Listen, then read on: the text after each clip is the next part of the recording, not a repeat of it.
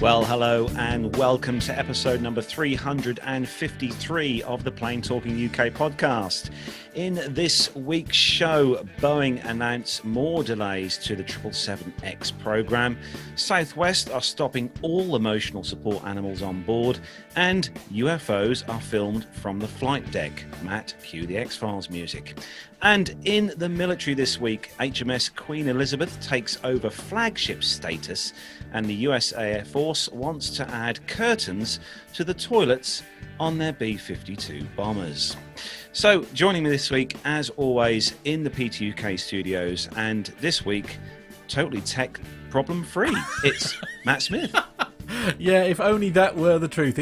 I'll be honest with you, ladies and gents, it's been a rather challenging week in the studio here this week. We've had some kind of weird power spike that knocked out all of the studio lights, took out like 2 laptops and a thing. And they're all on different ring mains, so I literally have no idea what's caused it. But it was a bit frantic late last night trying to get everything up and running. I thought at one point we weren't going to be able to get on air, but here we are. That's the main thing. I would have brought a generator around, Matt, just to get things going. Trust me. Fair enough. I know people. Right. Oh, well, there we are. Yeah.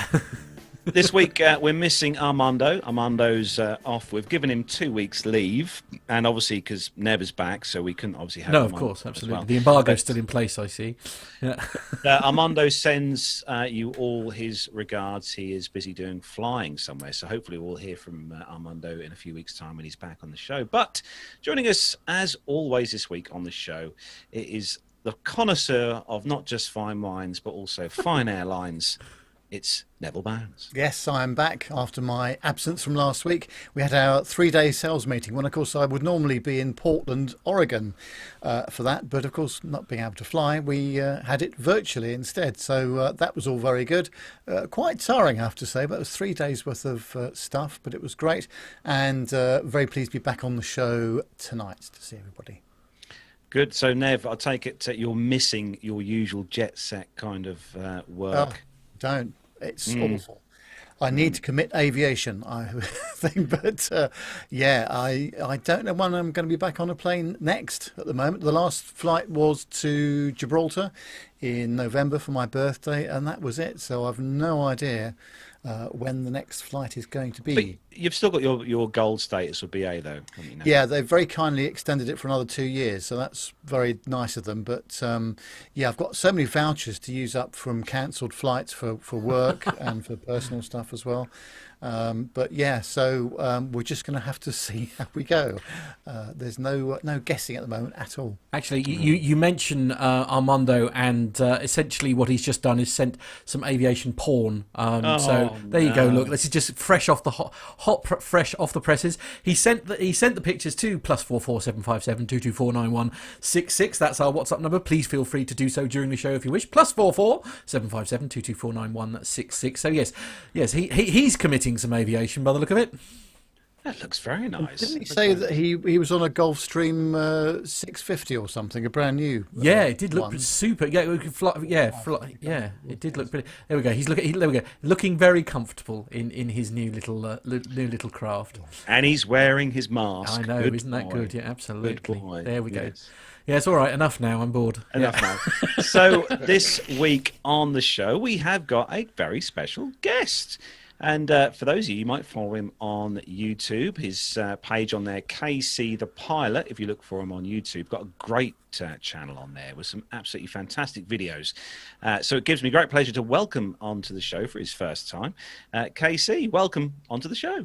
Yeah, thank you for having me. What a great show it is to be on. As I was saying just before we started, I was just fixated by Captain John Hutchinson's interview that you guys did on the show. It was just absolutely amazing, and to think you've had such legends like that, and now you've got me. So yeah, more than welcome. Wow, who do we have to pay? Carlos, I think you're going to have to open up the Patreon pot for that particular plug. It has to be said. But Casey, we've got you on to, obviously, we're going to have a chat with you in a bit. Looking forward to hearing about all your projects shortly. Your projects and stuff. But while we're having the rundown in just a minute with Nev, if you are watching the the live YouTube page. It is worth just looking at Casey the pilot on YouTube. You've got some great videos on. Actually, for people who are learning to fly, you need to check that out. But we're going to mention quickly before we move on to our weekly roundup. A big thanks to everyone who's joined us in the live YouTube chat room this evening. Loads of the usual family members in there tonight. Just going to have a quick run through. We've got Jenny in Rome, Richard Adams, Sturman's in there, Graham Haley, Lee Davies, Stephen Ivy. Hello to you, Stephen. Captain Jeff's in there. We've got Nick Codling, Auntie Liz over in Canada. Well, hello to you, Auntie Liz. We've got Jacob Darlington Brown. God knows how early it is in the morning where Jacob is. Must be like 5 o'clock in the morning, isn't it now? Something like that. Mike Williams, hello to you. We've got Pilot Pip from the Plane Safety Podcast also in there. Lane Street, obviously we couldn't have a show without Lane Street in the chat room. It'd be all a bit too serious without him. It would be. Yeah. Hello to you, Masha, and hello to you, Tony S as well. Alex Robinson. I don't miss anyone out from the list. Oh, actually, you must share with everyone Alex's news. Yes, Alex, who's in the chat room at the moment, Alex Robinson has passed his night rating, so I've heard. So a big round of applause and congratulations from all the team for that. Yeah, well done, Alex. Yeah. I just, blimey. I mean, I remember one lesson where I flew into cloud with Stuart, my instructor, and just flying into cloud in the daytime was scary enough. Okay, scary enough. So yeah. But don't forget, if you do listen to the show as an audio podcast and you want to join all the family over on the YouTube page, don't forget to check out us on YouTube. Just search for us on there, allthews.youtube.com/Plane Talking UK. And you can also subscribe to the show and also hit the bell icon, which is right next to the subscribe button, to be notified when we go live and recording the new episodes like we are now. And like we all got notifications earlier on. And you can join us all in the chat room. Join the conversation. And yes, join the conversation, because trust me, the conversation in the chat room is worth it. It is really worth it. But we're going to start the first part of the show with a weekly roundup. So we're going to hand things over to Neville Bounds. Yeah, thanks, Carlos. Well, the Emirates and the ETIHAD are banned from flying to the UK from today. The two big Gulf carriers will temporarily end their UK flights today after the UK government put the UAE on their red list. After a country is placed on the red list, flights originating there cannot land in the UK. Also getting added to the UK's red list are two countries in Africa. So from 1300 today, entry to the UK is banned from all visitors arriving from the UAE, Burundi and Rwanda. Passengers who have been in or transited through these three countries in the last 10 days will not be allowed into the UK.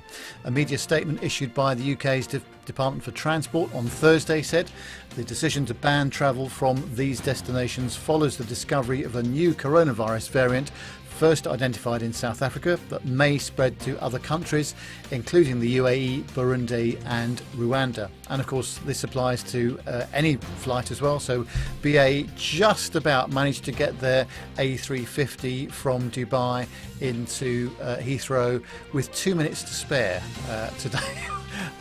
Coming from Dubai, so that was definitely a close call. But also hundreds of American flights cancelled as PSA regional fleet is grounded. PSA Airlines has grounded the majority of its fleet as it works to carry out required nose gear door inspections. PSA is a wholly owned subsidiary of American Airlines and operates flights under the American Eagle banner. The grounding is related to a maintenance issue with the airline's fleet, and the airline currently operates 130 aircraft, all CRJ 700s and 900s. And in a statement to Airline Geeks, the FAA said PSA Airlines removed a number of its Bombardier regional jets from service after discovering a maintenance item that required immediate attention. And the airline voluntarily disclosed the matter to the FAA, and the agency is working with the airline to address the situation. Also, just coming in tonight, some breaking news from our friend Liz Piper in Canada. She says that all Canadian airlines have today cancelled all of their flights to Mexico and the Caribbean until at least April the 30th. So that's another big hit to our industry, sadly. It's all happening tonight. Oh, blimey. I know, absolutely. And that's the crazy thing. All that stuff came in, like, that's why we've had to do it like that, after we'd done the show notes last night. So, you know, big stuff really. But there we go. That's everybody up to date. That's what we wanted to do. Just keep you abreast of what's going on. Excellent. So we're going to move on to the next part of the show, and we're going to have a chat with our guest, KC. And just mentioning, actually, Alex Robinson in the chat room has just subscribed to your channel, KC. So that's another subscriber you've got for your channel. That's always a good one. Amazing, Alex. Thank you. You obviously need some incentive to get to sleep in the evenings. So yeah, no, that will certainly help you they out. don't need that. That's what they have this show for. That's So, KC, we're going to welcome you again onto the show. Thank you for coming on this evening and joining us. And so, KC, for the benefit of the listeners who might not know, tell us a bit about who you are and what you do. Yeah, great. Thank you for having me on the show. I'll give you the short version. So I studied at University of Manchester, finished, studied aerospace engineering, struggling to get a job. This is in 2008 in the heart of the financial crisis in the airline industry, just absolute nightmares everywhere. And I realized, look, if you want to have a graduate job, you're going to have to go somewhere else. So thankfully, the oil and gas industry was absolutely booming because we had $120 a barrel oil price. So yeah, so I ended up there. And the initial plan was I'll do it for a little bit and then try and see if I can come back into flying. Anyway, fast forward 12 years later, the oil price collapses, my job's at risk, and I'm thinking, what are we going to do? Thankfully, I kept my job, but I then progressed my flight training via the modular route, evenings and weekends on a part-time basis. It took me 12 months, quite an intense period, but managed to finish, and within 4 weeks of finishing, I had three job offers, two on the 737 and one flying the A320. So I just thought, good, you're going to have to make a decision here. You know, you can't sit forever. So I just, that was it. I decided I was going to come and fly professionally. So boyhood dream, been kind of flying professionally now for about, just had my second anniversary and absolutely love it. Unfortunately, just like everybody else, as you guys have all said, the airline industry has been absolutely decimated by COVID-19. And initially, when it all stopped around about sort of end of March, early April time, I was thinking, well, what am I going to do with my time? So out of that came How to Become a Pilot in Europe Pilot Training Guides. It's available on Amazon. And through that, I just enjoyed kind of giving the tips and tricks that I used to sort of complete my pilot training within 12 months when it would have normally been 18 at a fraction of the cost. I think total spend for me was just over 60K, whereas other schools were quoting 120. So I just put it all in there, just tried to share the advice. And I thought, great, I need somewhere, because in the book, you can't put like links and stuff. So I needed somewhere to support the book. So I then came up with the blog, kcthepilot.com. And initially it was just there to support the book. But then as the second lockdown happened, as things slowed down in November, December time, I needed a project. So I picked that back up. We were going, when I picked it back up in November, I think I was having 500 views a month. Into December, it jumped to 5,000 views a month. Into January, got to 10,000 views. And then just last week, it's over 11,500 views in the last 30 days. So it's just absolutely, it's absolutely crazy. And I think I try to just be honest with how things are. You know, the airline industry is a really tough place to be right now. But you just try and give honest advice. And a lot of people come, message me, is it the right time to be a pilot? Is it not? Should I do my training? I just, give my input and the real experiences if you like. And that's and as a side project, the YouTube channel also came about. So apologies everyone if you get to sleep tonight rather earlier than you normally do. So, Casey, you said when you on your first part of the conversation, you said that you were given that choice for the 737 or the A320. I think you said. Obviously, you're a Boeing fan. Love Boeing, absolutely love Boeing. What's your preference, by the way? Boeing, obviously. Good man. There we go. I was about to leave and just close down the call. But you obviously love the Boeing product itself. I mean, the home sim I have here, I fly the 737-800 here on the home sim, and excellent, it's very enjoyable. Yeah, but your channel, I was going to say, Casey, your channel on YouTube, you've got some really great videos on there. I think for anyone who is thinking of starting to learn to fly from from scratch, or has an interest in aviation, your videos are very well thought and well put together by you. You come across, you're kind of like everyone's ideal instructor, I think. Thank you. Yeah. I mean, the truth is, I'm kind of learning as well as times go, and I guess I just try and share the message of what I kind of learned. And the real difference, or the big key thing for me, is you don't have to go out and spend 120 grand on pilot training. You can do it for half the price, and that's what my whole YouTube and the blog is, and the book is in fact about, just trying to get that message. It's funny, just go back to what you said about your sim. Which platform do you use? That's exactly how I started as well. When I was at school, it was Flight Sim 98, which we first had, and I didn't have a computer, but my mate did. So I think I racked up about 12,000 hours on Flight Sim 98 in my secondary school years, when I should have been doing my coursework and studying and so on. But how wicked, yeah. Yeah, X-Plane 11 is what I use. And then my wife very kindly for Christmas brought me a 737 throttle quadrant unit, the actual center pedestal with the throttle. Oh, amazing! Something, yeah, which is pretty cool. So, yeah, it's great. I mean, like you said, it's a great learning tool. I'm now in the process of I'm going, starting things from scratch. I'm starting the aircraft up from cold, using checklists and trying to do things properly. Brilliant. I mean, I'm never going to be a commercial airline pilot unless I have some kind of 6-number effect at a weekend. But to be honest, you have the best of both worlds. You don't have to get up at 4 o'clock in the morning and do a walk around in horizontal rain. So you're winning, to be honest. Now, Nev, you've got some questions, haven't you, on the sort of how we got started, Nev? Yes, also a couple of questions in the chat room, actually, which we'll just go through. From Alex Robinson. Casey, where did you do your CPL, ME and IR? And what tips and tricks do you have for picking a school as a part-time learner? That's a fantastic question, Alex. So CPL, I'll just rewind a little bit. I was working in the oil and gas industry at the time, and I was in this place where I couldn't afford to stop to stop work and just go do flight training full time, because you get to a certain stage in life, you've got your mortgage, you've got your house, you've got your bills, and blah blah blah. So for it to work for me, it had to be around the job. So I had to find flying school that would do professional flight training around the weekend, which is an absolute nightmare to do in the UK. And at the time, it was also at that point where all the flying instructors were being poached by the airlines because they were so short of pilots. So you'd find an instructor, and then within a couple of months, they're off to airline X, Y, and Z. But in any case, for CPL, I was really lucky. There's a flying school in Blackpool called West Air. They opened up. They've always done PPL, but they opened up to do CPL training as well. And I was really lucky because the instructor, Stuart, had absolutely phenomenal, so knowledgeable, so experienced. He was willing to come in every Sunday for me.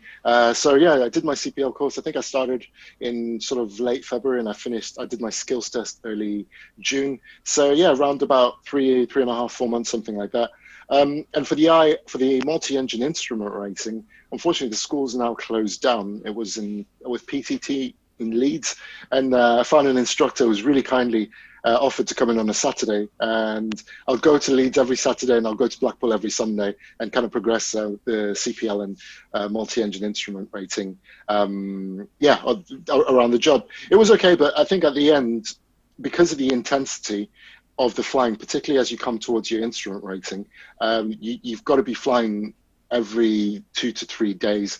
Any more than that, you start to notice it, just because of the precision level that is needed to get through your instrument rating. It's not impossible. You just have to be practiced and be almost hyper current, where you're feeling things and you're adjusting stuff by noise and stuff. It's ridiculous.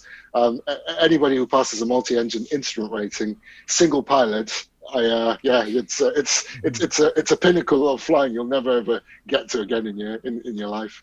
And I think the other part of the question was, and what tips do you have for picking a school as a part-time learner? So that's really, really important. I think the first point that I would make is, depending on what level of instruction you are, or flight training you're looking for, if it's for PPL, then there's in the blog and the book I mentioned, there's a couple of things which are really important. The first one is get down to a trial flight and get a feel for the flying school. If you turn up to the flying school and you're sat around in reception for 40 minutes being ignored, you've probably got your answer there, that it's time to go look elsewhere, see what it feels like. And then the next one, you want to look at airfield elevation. So the higher the airfield, typically the worse the weather is. So I'll give you an example. At Blackpool, I never had a scrub day because of bad weather. At Leeds, I probably lost half of my lessons because Leeds 650 feet above mean sea level. So the weather is just going to be a bit more aggressive. The other one, looking at between grass and tarmac, some grass fields in the winters can have issues. It's not the end all and be all. But when I was doing my PPL, for example, in the north of England, I suffered a couple of months delay because it was frozen over and so on. So look at all those things. Look at where's close to home as well, and then kind of decide from there. That's, if you like, for private pilot level. If you're going further ahead and you're looking at commercial or your professional pilot training, commercial pilot license, multi-engine instrument rating, then I appreciate it is COVID-19 and there's not that many jobs out there in terms of the airline. But let's say we fast forward 18, 24, 36 months, whatever the timeline is, and there's recruitment happening again. You want to have a focus on where the graduates or the students from that school are ending up. So as an example, my instrument rating instructor, he told me when I started my instrument rating, he said, Kudzi, every single one of my students are now flying a jet. It wasn't the biggest school, it wasn't the most expensive school, but I thought, well, if I get taught by a guy who's every student is now flying jets, through a range of probabilities, there should be a good chance that I end up there. So I think that's quite important. And then the other thing, you want to figure out the environment that works best for you. So if you're doing it part-time, you need to make sure you've got instruction on the days that you're off, or the instructor will be available, and so on. There's no like perfect flying school. They're all good in their own respects. The key comes to finding the one that matches your unique set of circumstances to suit what you need. That was a really long answer. Is everyone still there? They'll check out. Yeah, we're all still here. Yeah. We're loving it. It's all good. No, it's all good. Just out of sort of curiosity, really. I mean, you're mentioning obviously, sort of what brought you to aviation. I mean, had you always had a passion for aviation, like growing up and things? I mean, were you like the rest of us, where you had posters of aircraft and pictures of the red arrows and all that sort of thing on your wall? Well, it's a funny one that you say. It's a great point. When I was at, I grew as a youngster. I grew up in West Africa, and we lived really close to the airport. And at the time, there was Ghana Airways, and they flew DC-10s. And every time there was a departure, you'd sort of dive out, look out the window, and try and see what it was. And that just got to me. But I just never had access to the aircraft other than just looking out the window. It's only when I started secondary school, and I was immensely lucky that the school had a cadet section, that we were able to go for air experience flights, and that was in fact my first real induction into aviation. And I did a YouTube interview with Pilot Studies. He's a phenomenal flight simmer, just yesterday, and we were just talking about the opportunities that the air cadets give. So if there's any viewers or younger viewers listening and watching, pilot training is extremely expensive, and you can get so far ahead by just getting involved in the air cadets and just using up all the free stuff. I think through air cadets, I'd managed to get about 15 hours towards my private pilot, my PPL, basically, just through the air cadets, all completely free. On top of that, I'd done gliding courses, and I'd started my training to become a gliding instructor, all completely free through the air cadets. So, yeah, it just gives you such a massive head start, particularly if aviation is your ambition. And if you want to join the military and fly for the military, then if you do well in the air cadets, the chances are you'll probably end up doing well in whichever service you choose.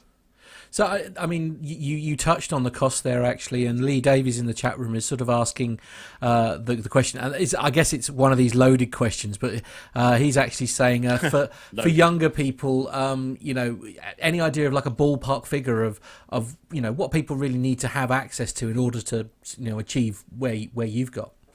Yeah, so to go all the way through, I think you need a minimum of about 60K. But don't let that number kind of like freak you out and just give up straight away because you think, oh, it's completely unachievable. I'll bore you with a bit more of my story. So got 15 hours free with the Air Cadets and then went into university and I flew gliders at university. With the University Gliding Club, a lot of it was heavily subsidized. And I remember we went away for an Easter trip, a gliding week, all paid for, food, drink, flying, everything. We flew as much as we could, and it cost 30 quid for the week of intense gliding. There's no way you'd ever get 30 quid a week of gliding outside of the university environment. And then towards the end of uni, I applied for the Honourable Company of Air Pilots PPL scholarship. They're actually open, by the way. So if anyone is looking for private pilot's license scholarship, gliding gliding scholarship, or flight instructor scholarship, check out the Honourable Company of Air Pilots. I think there's maybe a couple of days left before they shut. This is for scholarships later on this year. I applied for one of those and got one of those. So straight away, I got to like advanced PPL and basically hadn't spent any money.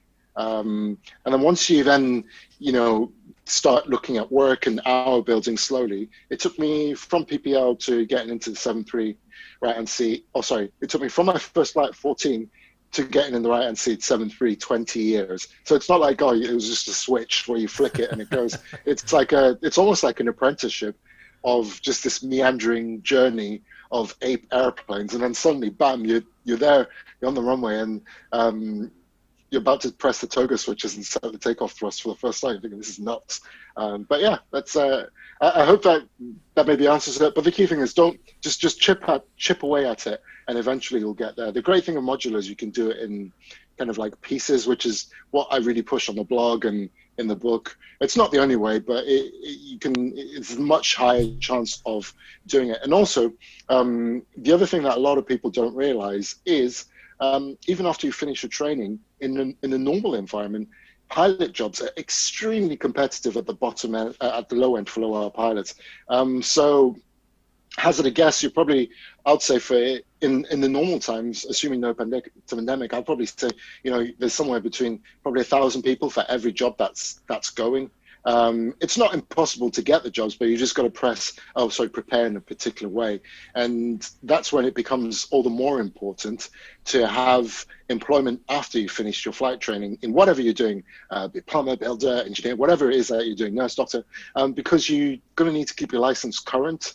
You're going to need to play for sim sessions and so on to improve your chances of getting a job. So I think I'm a big fan of the part-time route, and doing something else, it de-risks it, and it also makes it more achievable and more affordable in that sense. Yeah. So just out of interest, Casey, what aircraft did you do or most of your PPL training in? Most PPL was in a Tomahawk. Wow. I just come out of the gliding world. And at the time, the instructor was really nervous about spinning the aircraft. Whereas, like in the gliding training, spinning is, you do it all the time for each of your when you go before you go solo, you have to do some spinning. Regularly, you do spinning. When you come to your bronze, you do spinning. When you come to silver, you do spinning. They're spinning all the time. So to suddenly get into, if you like, the power world, and they're really nervous about spinning and stalling, I think it was interesting to me. And a lot of people are like, wow, but I thought the Tomahawk was a great little airplane. Good fun and lots of visibility because the way the doors open, you've got the glass around you. I'd soloed in a 150, Cessna 150. So you're quite restricted then, particularly if it doesn't have the panels overhead. But yeah, so Tomahawk, brilliant aircraft. That was good fun. Enjoyed it. Oh, excellent. Nev, you've got some... Yeah, I was just the number of people I've spoken to over the years that have said you've got to be with the right instructor. It's one of the most important things. And Mike Williams asks, he says, not every instructor works for every student. Have you got any tips for someone who has to fire an instructor? So I did a blog post on this. I'm just trying to remember why we got onto this. Topic. Yeah, I did a blog post like the 10 biggest problem or the 10 mistakes to avoid during flight training, and one of those is the student instructor conflict. So you've got different ways of kind of approaching it, and you just have to assess and kind of decide what your long-term objective and ambition is. So the first one, you get with an instructor that you don't like. If it's a particular behavior, I think one of the best ways of dealing with it is not to be personal, but just focus and just say, look, thank you for the feedback, but I just didn't like how you were shouting at me to flare or something like that. The instructor probably thought you were going to kill them or something like that. But a lot of the time, the instructors don't know that the behavior is upsetting. So I'd say that's the first stage, let them know. And if that doesn't cause any, or doesn't give you the improvement, then you can talk to the flying school management and just say, if possible, we've tried everything, but we just clash. We can't do that. And then the final one is just go and learn to fly somewhere else. I would put a little asterisk on everything that I've said. Most instructors come in, try their best for the students. In fact, I haven't come across any instructor that deliberately goes out to give a student a hard time. And sometimes it's worth the student just also reflecting on themselves and just saying, well, is it the instructor or is it me? Because if you get a student that every instructor saying, oh, that person's a nightmare to fly with, then it might be something that you're doing. And the final one, and this is the key for the guys and girls who are watching this, who have maybe ambitions of going to work in a larger outfit, is you won't always have the choice of who you fly with. So you've kind of just sometimes got to accept that there's going to be different styles. You're the junior party. I mean, you can't, this captain walks onto the aircraft. You can't say, oh, I don't want to fly with that captain. I want to fly with somebody else.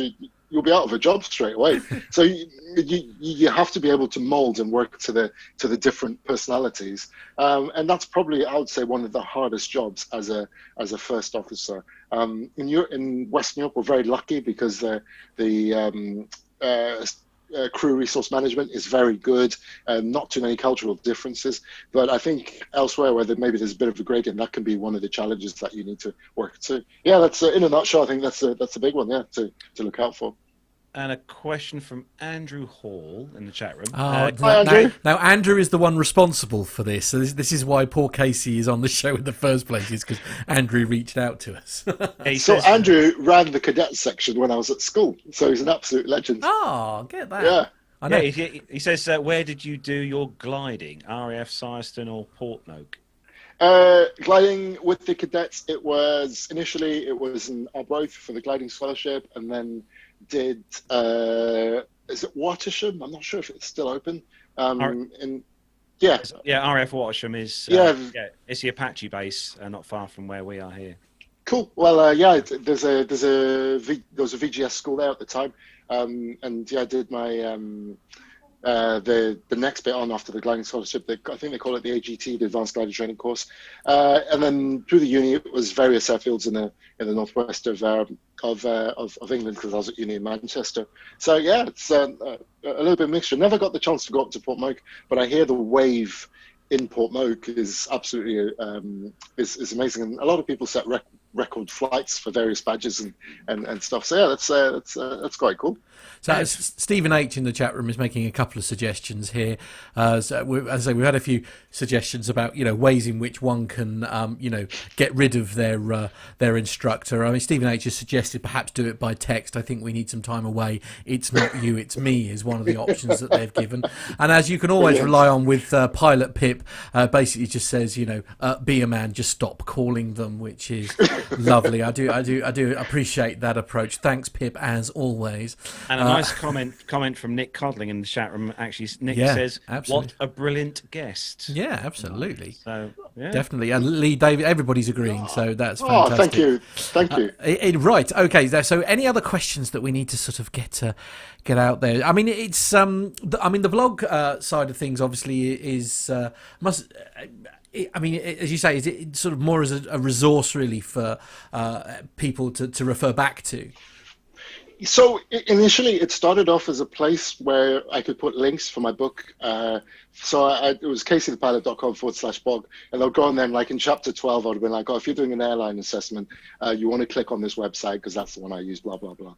But now I've started, I think there's something like probably 50,000 words of just across all the topics, starting from your trial flights, how to do your flight training, PPL, CPL, multi-engine instrument rating, ATPL exams, and so on. And it's growing. I've been it's been one of the best things about being furloughed if I can say such a thing, is I've just been able to concentrate flat out on the blog, and through that, it's just been absolutely amazing. I thought, wow, to go from literally nobody going onto the blog to now, having close to over 11,000 views and 3,000 individual visitors come on. It's just absolutely amazing. And there's definitely, I think, a definite shortage of flight training advice. And this is one of the things that I couldn't find when I was doing my flight training, is I knew pilots, I knew where I could go and find the information, but I could never link the two together. And that's what I tried to do on the blog. So people connect through Instagram, through my Facebook, and they basically just ask questions, and I just try and answer them and just try and give the honest advice, because it's an absolute minefield to try and figure out by yourself and decide on what to go with. So yeah, if anyone's struggling, on sure, caseythepilot.com, and then from there, you'll have access to everything. Nev, just think about the 7.3, Casey. What's sure. the best and worst approaches, would you say, that you've had on that aircraft so far? Brilliant. I'm just having a little think. In terms of the best, it's I think, first of all, flight safety is super, super important, and the airline environment is quite rightly so very safety oriented, so we don't do anything that compromises on safety, and we're always trying to enhance on it. But when conditions allow, and there is a benefit and there's no compromise on the safety, then we can fly a visual approach, basically. And I think as a pilot, of course, at any point you want to just take the automation off and do as much flying as yourself, but getting to fly visual approach, particularly into where's been my favorite, like into roads, for example. It's beautiful as you come off the over the sea. I'm just trying to think of which direction they're on. I can't remember the runway numbers. You can see the airport ahead of you. You get you get cleared to fly the visual approach, and then it's just brilliant. And then a 6-mile final, puppies, 2 whites, 2 reds, click, and off you go. It's that's super rewarding. One of the toughest, as I go back to the fact that safety is always the most important thing, and we never compromise on that. It's when the weather's challenging. So I think we had some days where, particularly earlier on last year, where we had Storm Dennis and Storm Sierra, and days like that. Then it becomes quite hard work it's nothing unsafe, but we certainly earn our wages there. I know very often people say, pilots have nothing to do. They just get in the aircraft and press the Malaga button, and the aircraft takes you to Malaga. But on the days when the weather's not great, we certainly have to earn our wages that day. So I'd say bad weather days when the approaches can be thinking, why am I pilot again? I mean, sticking on that theme, actually, Casey, what's same sort of thing, really. I mean, what's the most favourite airport that you've ever flown into? There must be some locations where you just think, this is really nice to come in. I mean, I know your background is like low cost, so you don't airlines, so you don't perhaps have the overnights, the layovers like a lot of the other pilots do. But there must be, like, what's your best airport to land in, and like the one where if you see it on your roster you just go, ugh? Going there again. So the best one, I'd say, like going into Rome as you overfly the city. Unfortunately for us, at the front, we don't get to enjoy the views, because that's like the most intense phase, but cracking views if you're a passenger, going over the Vatican and stuff. And then also the Greek islands, so Corfu is a brilliant one, particularly if they are on the easterly runway, because the approach basically has you. There's some high ground on the extended set line of the runway, and it's an offset approach. So you basically offset to the runway, and then you get to a certain point, and then you turn onto finals, and it's really pretty, particularly at sunset. Even though we're very focused, you're looking outside and you're thinking, gosh, what an amazing experience, and what a great thing to do. Out of interest, where are your favorite destinations to fly into? Well, I don't fly, so my idea of getting on an aircraft just as a passenger, my idea of getting on an aircraft is my idea of hell. So the other two might be able to answer that for you. I think Carlos. I reckon Carlos is going to say Malta because he's obsessed by Malta. Yeah, Lima, Mike, Lima. That's going to be every time. Malta, yeah, it's cool. Yeah, Gibraltar for me, definitely. Never flown into Gibraltar, but I hear it gets interesting when the wind picks up. Yeah, although I think now that it's a lot easier than it used to be. The approach aids are much better than they used to be. But yeah, there's you can quite easily end up at Malaga if you're not In a strong wind. Actually, we've got a couple more questions in the chat room. If Carlos, you want to take those. Yeah, we've got one from Tony S for UKC. Tony's asking, do you think pilots with previous gliding experience make them better all-round pilots?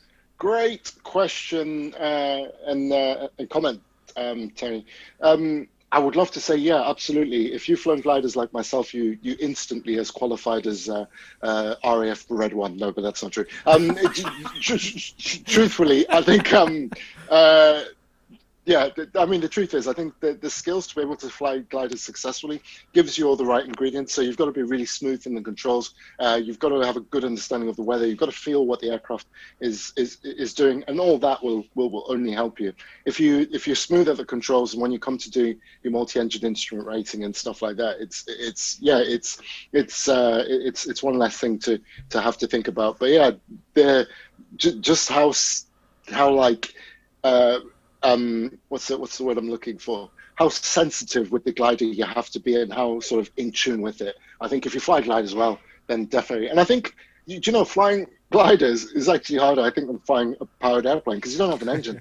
And I remember going off my first cross-country flight in a wooden glider, K8, and you can't go into wind. You're basically working so hard to find your thermal and at the same time navigate and at the same time sort your radio out.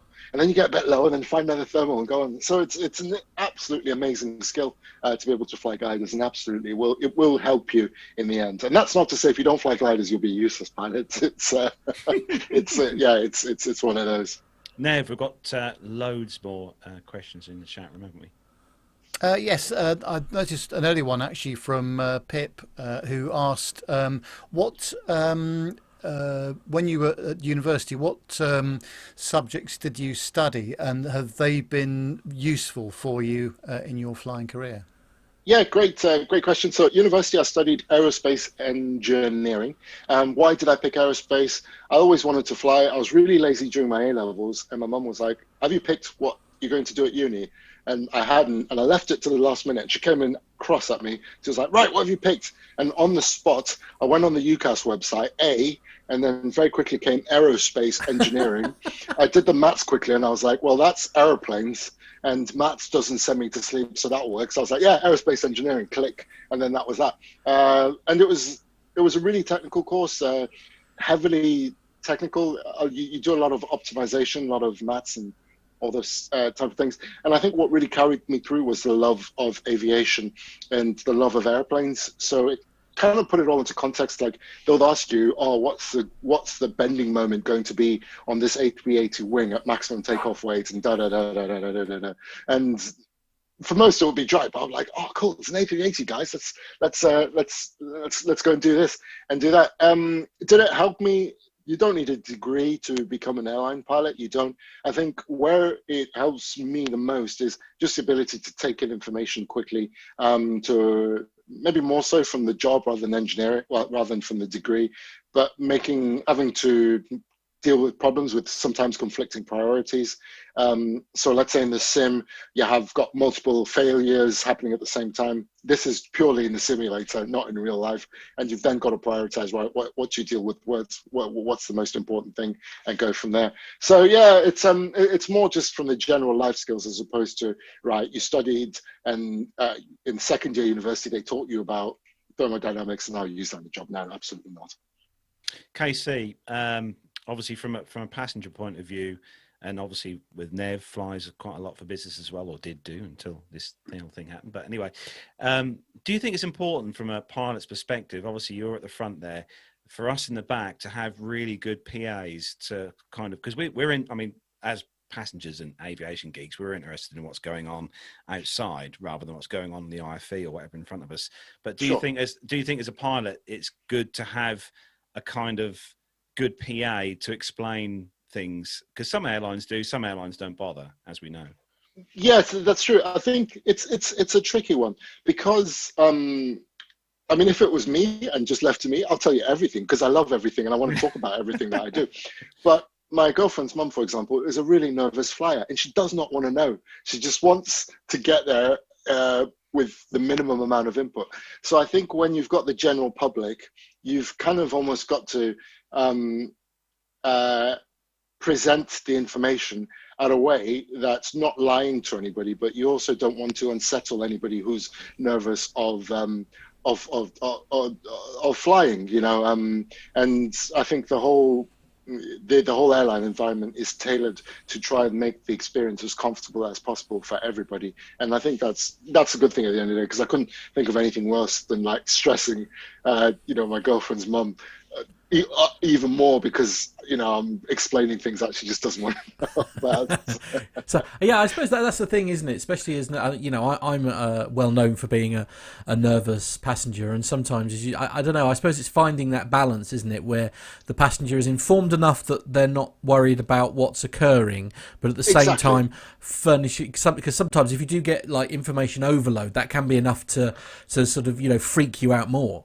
Yeah, exactly. Yeah, and yeah, exactly. I mean, you know, there's a funny documentary I watched. It was on ITV. I think it was Inside the Cockpit, and they had this. Yeah, I don't think it was supposed to be funny, but I think a lot of our listeners certainly found it quite amusing. Well, it was time for the first officer to do his PA, and he got the weather. And for the pilots amongst them, the captain says, "Right, can you do a PA that everyone's going to understand in the back? I don't want you to be like, right, we're at flight level 370, Mach 0.78 on a radar heading 270 degrees, and we're going to be starting our descent in 2." Yeah, and I guess it's like translating the information into a way that's meaningful for everybody else. Out of interest, what's your preferences on the PA, guys? Do you prefer more information or less information or more? No, we can't get enough of PA, absolutely, yeah.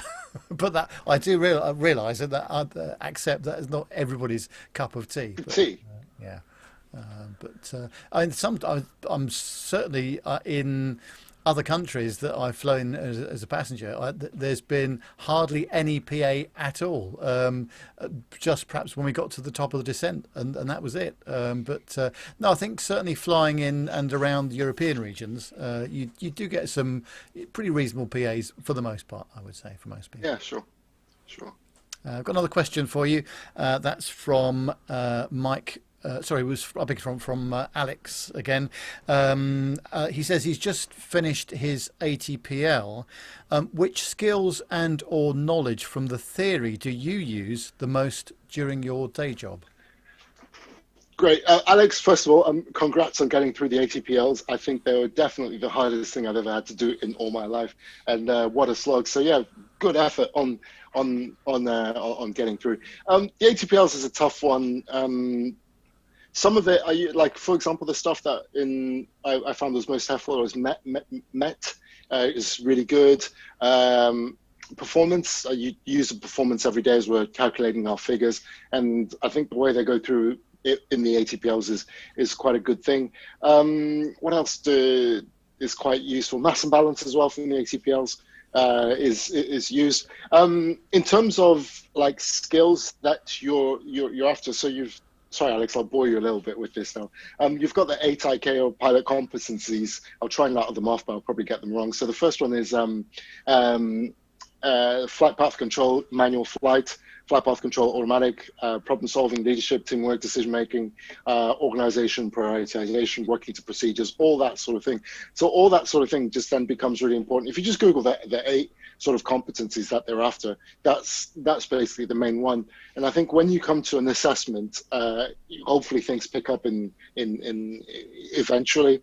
Your assessor will have a score sheet and they'll be scoring you on each of those competencies. And what's really cool is you can develop a lot of them outside of the flight deck. You don't necessarily have to, you don't necessarily learn them all on your commercial pilot's license course. Now, it's just all the stuff that you do in a part-time job, schools, hobby, extracurricular activities, or through working, and so on. So yeah, I think that's it. That's one. Do you know what I think is amazing? I think we're getting some great questions tonight. Thank you so much to everybody who's sending the questions in. Great audience you have. That's very nice. Thanks very much indeed, Casey. Well, the final question is from Captain Nick. Nick, no. I'm scared already. What's the trick that your trainer ever did to you in the simulator? What's the nastiest trick that your trainer ever did to you in the simulator? I'm having a think of this. Do you know, Nick, or Captain Nick, shall I say? It's actually because all the training has to be standardized in the environment, because it's all regulated.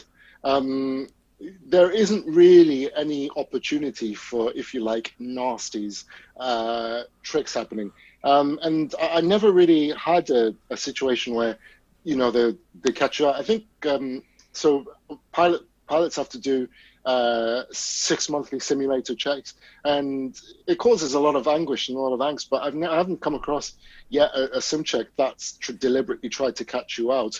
I think a lot of the time what does cause people issues is maybe they have made a mistake or something like that. So then they end up putting themselves into a little bit of a position that then can sometimes cause them issues later on in the sim. So just as an example, is you're not in real life, not on the line. And by the way, just for the general public, if the pilot doesn't pass the simulator, they won't be allowed to fly you. So you've got no risk of getting any dodgy pilots. But let's say, you misdiagnose a fault or something like that, or you get to a checklist item and you don't quite trap a mistake. I think in those cases, the examiner will be unhappy with you and might press the issue, but not to catch you out, but mainly for their learning purposes. So, for example, there's a crew that are on the ground. They take off in the simulator, have an engine failure. They then check the weather that they got on the ground to say, oh, actually, the weather in X, Y, and Z is brilliant. We're going to divert to there. But they don't check the weather in the air. Cases like that, the examiner will get you. He'll let you get to the top of descent at your destination. You'll call up, and the examiner or the pretend ATC will say, are you aware that the weather at the minute is 50 meters in freezing fog and the runway is closed due to snow? Just that sort of thing. In those cases, yeah. But it's not to catch you out. It's just to emphasize the learning objective if there's a point that they want to make. Actually, Pilot Pips actually just saying, just for fun, the worst one that I ever had was Lovi's departure, 125 meters, and a fire truck in the middle of the runway scared the living whatsits out of me. Goodness me, yeah, that's quite scary, actually. Gosh. So just a couple of final ones from the team here then for you, Casey. Obviously, looking to the future, obviously you're flying the 737 at the moment. Is there a kind of a path of where you want to go? Do you want to fly long haul, wide bodied stuff, or are you going to stick with the sort of the smaller narrow bodied single aisle 737? That's a great question. I think where I'm at in life, in the old job, at one point I was traveling 2 weeks of every month. It was a global position, so I got all my travel out the system. I'm fairly lucky. I work for a company which has got a fixed roster pattern, so it's 5 days on, 4 days off, and also we get back home every day. We don't have any, and I absolutely love that. For where it is, I'm very happy for where I am. I think the airline industry has changed. So long haul off today is not the same as long haul was 20 years ago. Gone are the days where you'd fly to Antigua, sit there on a beach for a week, and then come back all inclusive. You could bring your partner, your family, or whoever you wanted. Now it's all very safe, but with airlines having to become a lot more efficient financially, it's all. You get the minimum amount of rest that you need to be safe and legal, and then you're coming home.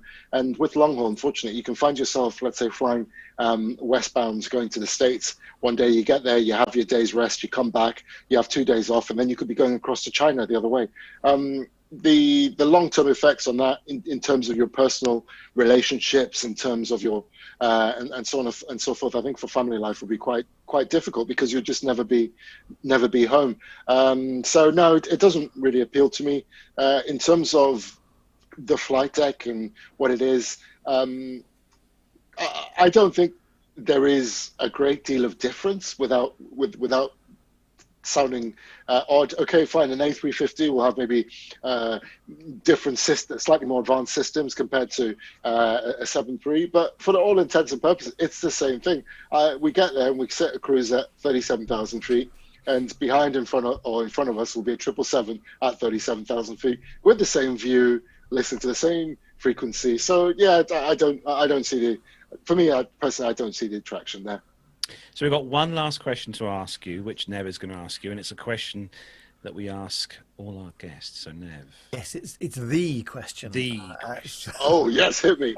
No pressure at all, Casey. But given the chance to fly any aircraft at all, either current or retired, commercial, GA, military, anything at all, what would it be?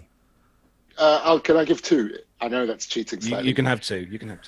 Number one, I absolutely love the 777. I think that's just an amazing. The G90 115Bs with 150,000 pounds of thrust either side, and all the technical achievements that did, and with the ETOPS of extended range twin engine operations of 330, it's phenomenal. And just the sound, the advocate in me every time I hear a G90 spool up, I'm like, it's fantastic. It's just brilliant.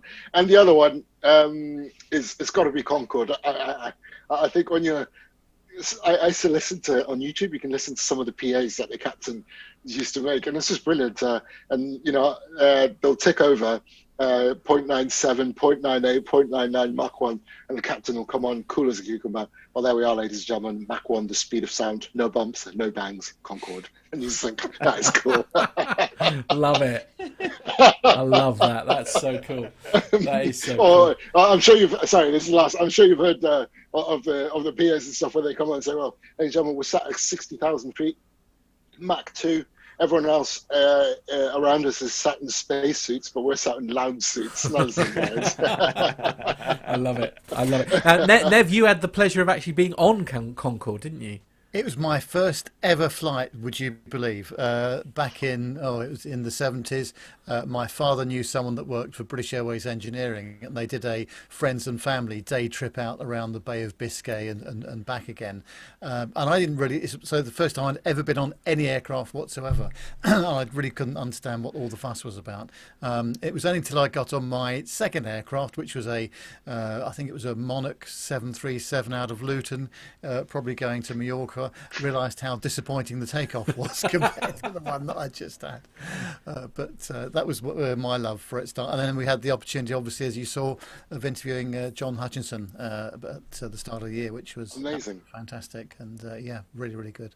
So So we're going to say a big thanks, Casey, for coming on the show. It's been an absolute pleasure. But before you go, could you just give, in case anyone missed it, some links to your social media pages and where people can find out more about what you do? Thank you so much for having me. I've really enjoyed it. I feel like I want to make an excuse and not continue with the Friday evening with my girlfriend now, but yeah, probably best not do that. Yeah. I'd rather sit here and talk airplanes, to be fair. But this is great. So anyone who wants to catch up or has got any questions or anything, kcthepilot.com for the blog. Also, don't forget the book is on Amazon. If you just search "How to Become a Pilot in Europe," it's on there. And then we've also got the YouTube channel. So yeah, just reach out anyway if you've got any questions. Anything you're unsure about, just reach out through any of the Facebook, Instagram, or YouTube, whatever, and we'll catch up. Thank you so much for having me, guys. It's been an absolute pleasure. Really enjoyed it, and hopefully keep in touch and see you all soon. Yeah, it's been very much our pleasure, Casey, and I'm sure this won't be the last we see of you on the show. So it'd be great to have you on. It's time, I'm afraid, to move on. A lot of people are very much enjoying what is known as the Plain Truth, and this week I had a little chat with, and it was literally this week, this one was actually recorded on Tuesday, I had a little chat with Captain Al, and we were learning all about winglets.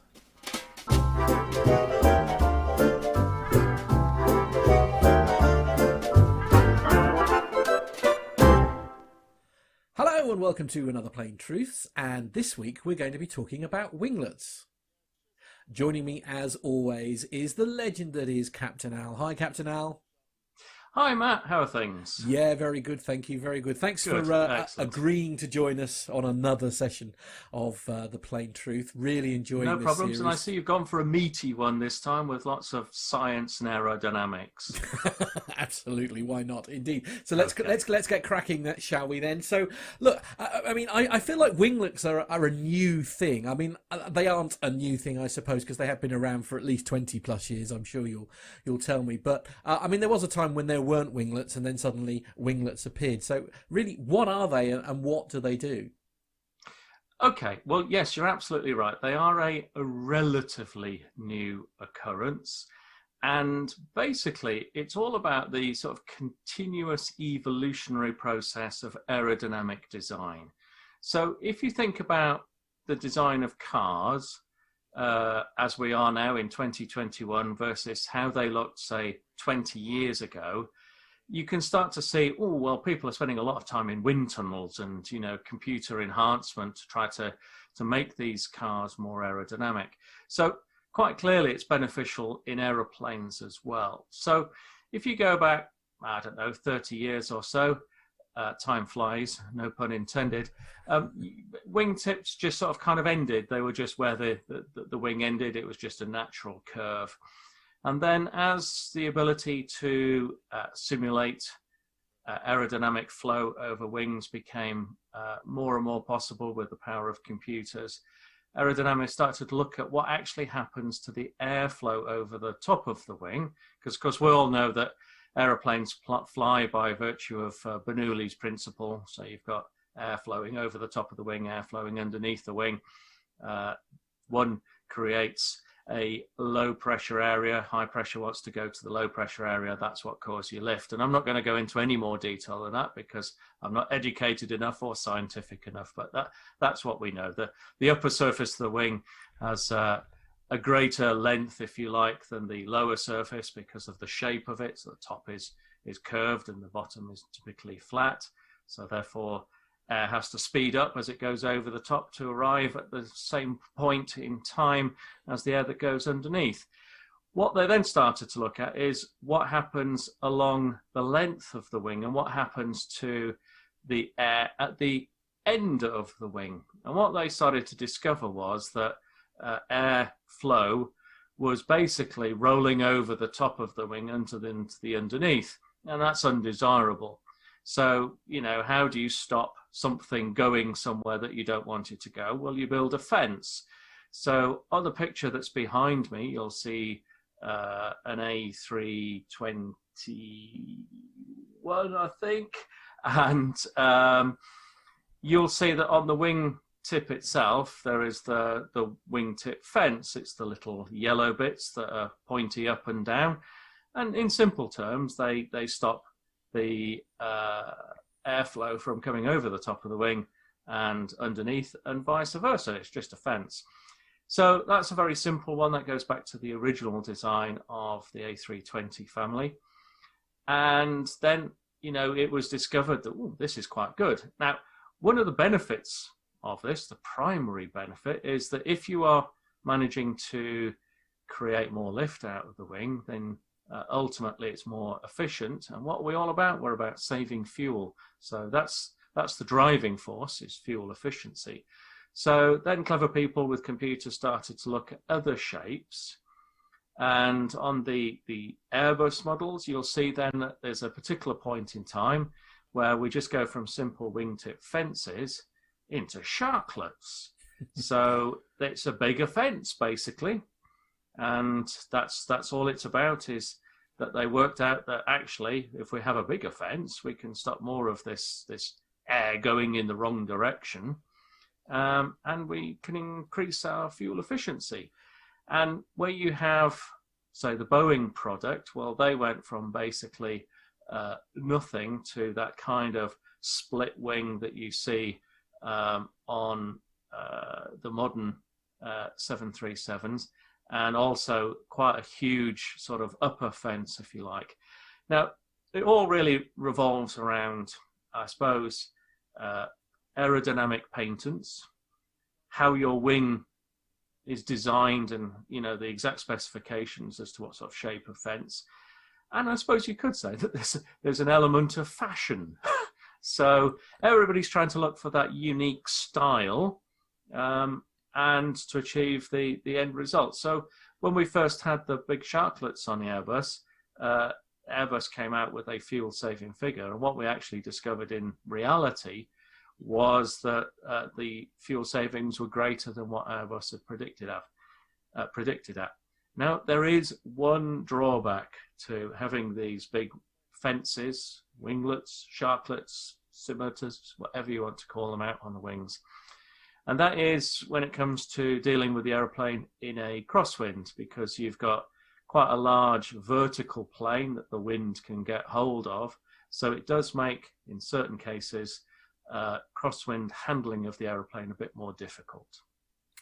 Wow. Okay. So there's several different types. John very kindly, our producer John, has very kindly sort of mentioned several. So you've got wingtip fence, as you mentioned, split winglets, sharklets, and that. So are they literally just different designs of the same product? I mean, or are certain ones more suitable for different aircraft because of the size of them and things? So, for example, would you have a certain type on like a larger aircraft like an A380 versus what you'd have on the A320?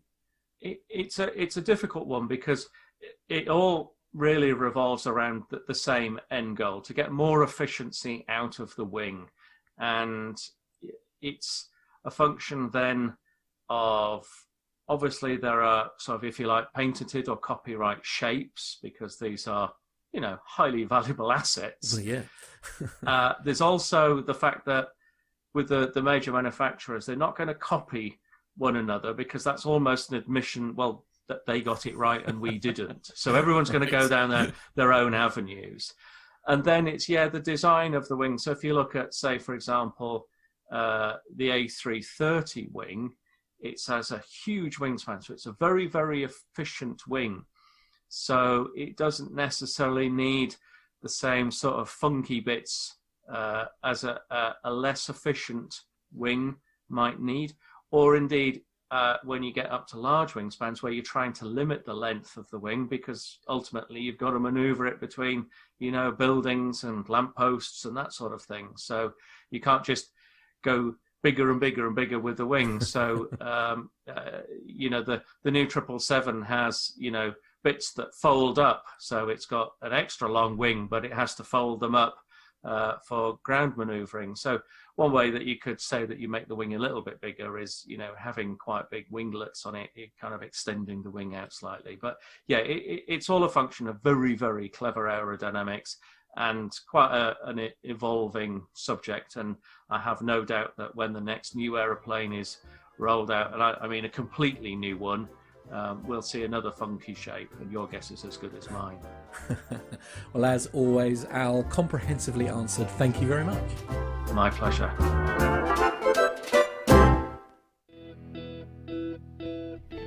If you want to take your knowledge to the next level, sign up for a subscription at the A320 Lounge. Our online video courses combine whiteboard-style lessons with full failure demonstrations shot in 4K in state-of-the-art simulators using a professional production team. Go into your next simulator session with confidence, having seen failures run in real time and with the background knowledge to answer any questions from your instructor. To get more information and to sign up, visit a320lounge.com. Big thanks to Captain Al and, of course, you, Matt, for putting together that the best, awesome segment. The best thing about that is I just sit there, ask one question, and then just enjoy what comes out next. I mean, it's a great bit of fun. As I say, and that's actually some of the new ones. As I say, we recorded that one on Tuesday. So. And don't forget, if you're listening or watching the show, if you're watching us now in the chat room, if you have any particular subject that you may want Matt to ask Captain Al, please do either email us or you can send us that into our WhatsApp number, which I can't remember, but it's +44 757 2249 166. Thank you, Matt. I knew you'd remember. So we've got a picture actually that we've had sent in from Stephen Ivey. Yeah, now I found this fascinating because and what triggered it was I was having a conversation with him, obviously about the breaking news we mentioned earlier in the at the top of the show here, and interestingly, this is how essentially it was broken to pilots who were in the air at the time. Literally came in on the ACARS system. I mean, I just find that fascinating. I assume that's what this particular system is for. Is it for getting urgent messages to the crew? Yes, it's a ground to air text messaging system basically. What it is, but yes, quite big news there about the PSA grounding the fleet. Those aircraft, yes. Anyway, that's not our only news for this week, Carlos. No, we have got some commercial news to get through this week. So, if everyone's ready, yes, let's go. Let's go.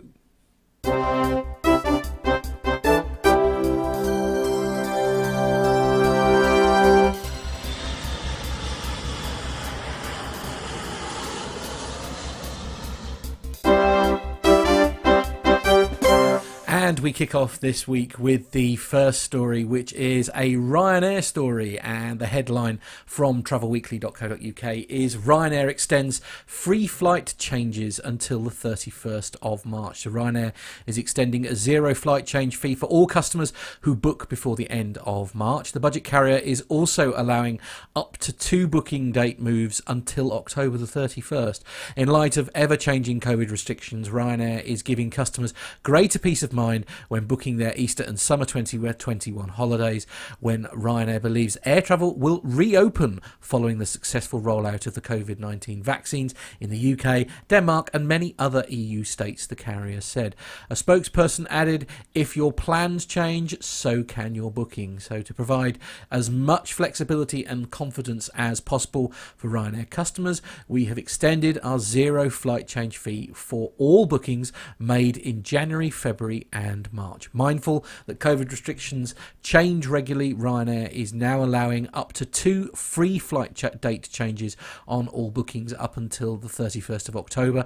Customers can now book flights to see family and friends this Easter or book a well-deserved summer 2021 break with confidence, knowing that if they need to postpone or change their travel dates, they can do so with a zero change fee until the end of October 2021. Now, I guess this is something really that had to be done, didn't it, really, guys? I mean, we still don't know the full extent of when, when, if ever, there's going to be any kind of normality, I suppose, to life before COVID. But, I mean, BA have been doing something similar for a while, haven't they, Nev?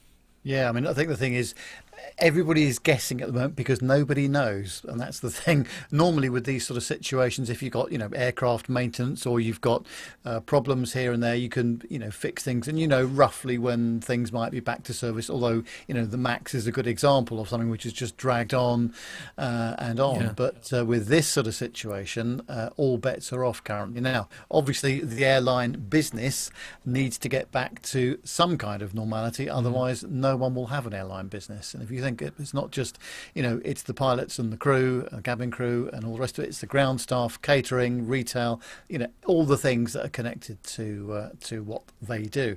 So, yeah, I'm not surprised. But there's going to be more announcements of all sorts in the coming weeks and months, I'm absolutely sure. Indeed. So, Nev, you've got the next story all about JetBlue. Yes, it's on thepointsky.com, and it says that JetBlue hasn't finalised its long-awaited service to London. In a complaint filed with the US Department of Transportation, JetBlue said that it was facing slot uncertainty in the UK and has called on the US government to take official notice. The complaint details that JetBlue is facing difficulties in obtaining slots in London airports, even as more airlines pull out of the city's busiest airports. The airline claims that it's being locked out of London's airports and has called on the UK government to take action. Virgin Atlantic and Norwegian continue to hold their London Gatwick slots, even where, as in the case of Virgin Atlantic, there are no firm plans for the carrier to resume service at the airport anytime soon, JetBlue said in its filing. The company has identified that it had difficulties in securing securing slots at both Heathrow and additional slots at Gatwick. In November, the carrier secured slots at both Gatwick and London Stansted, but was denied from acquiring any slots at Heathrow. At the same time, carriers like JetBlue, poised to enter the transatlantic market and disrupt the status quo and fulfill a crucial need for low-cost carrier transatlantic service, are unable to sufficiently secure London Heathrow slots, consistently timed Gatwick slots, because of the fiction that carriers are going to return to the pre-COVID-19 status quo. They are not, and the UK government needs to address this immediately, they said. The airline has urged the UK government to take a similar approach to that of the FAA in the US.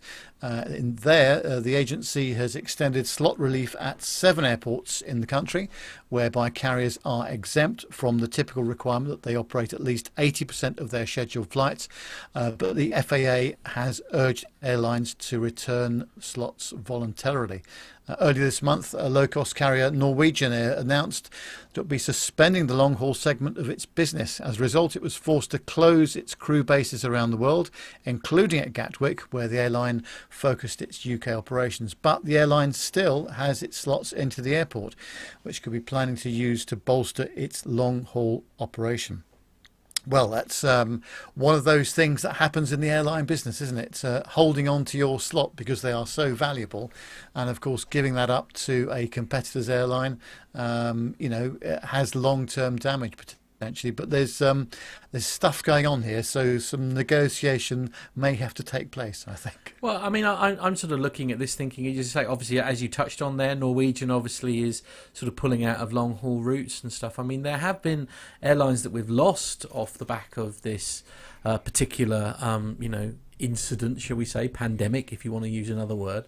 I mean, surely there is capacity now for slotting in something, like this JetBlue route.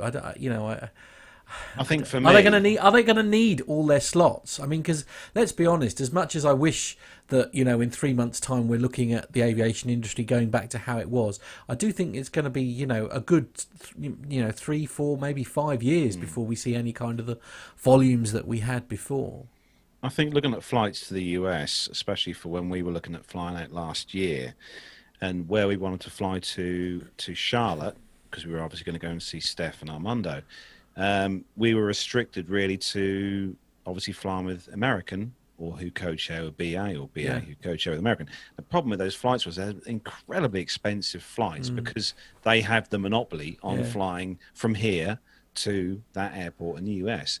So I think we need not necessarily a low cost airline to fly from the UK to America, but we need someone like JetBlue that has an affordable fare that we can all afford to be able to fly to the US. To do these things, this is it. And I mean, we all, mock Ryanair and EasyJet and all that kind of thing, as the buses of the skies. But of course, that's the one thing that in the short haul sector, people like Ryanair has done, and it has brought very stiff competition to the legacy carriers.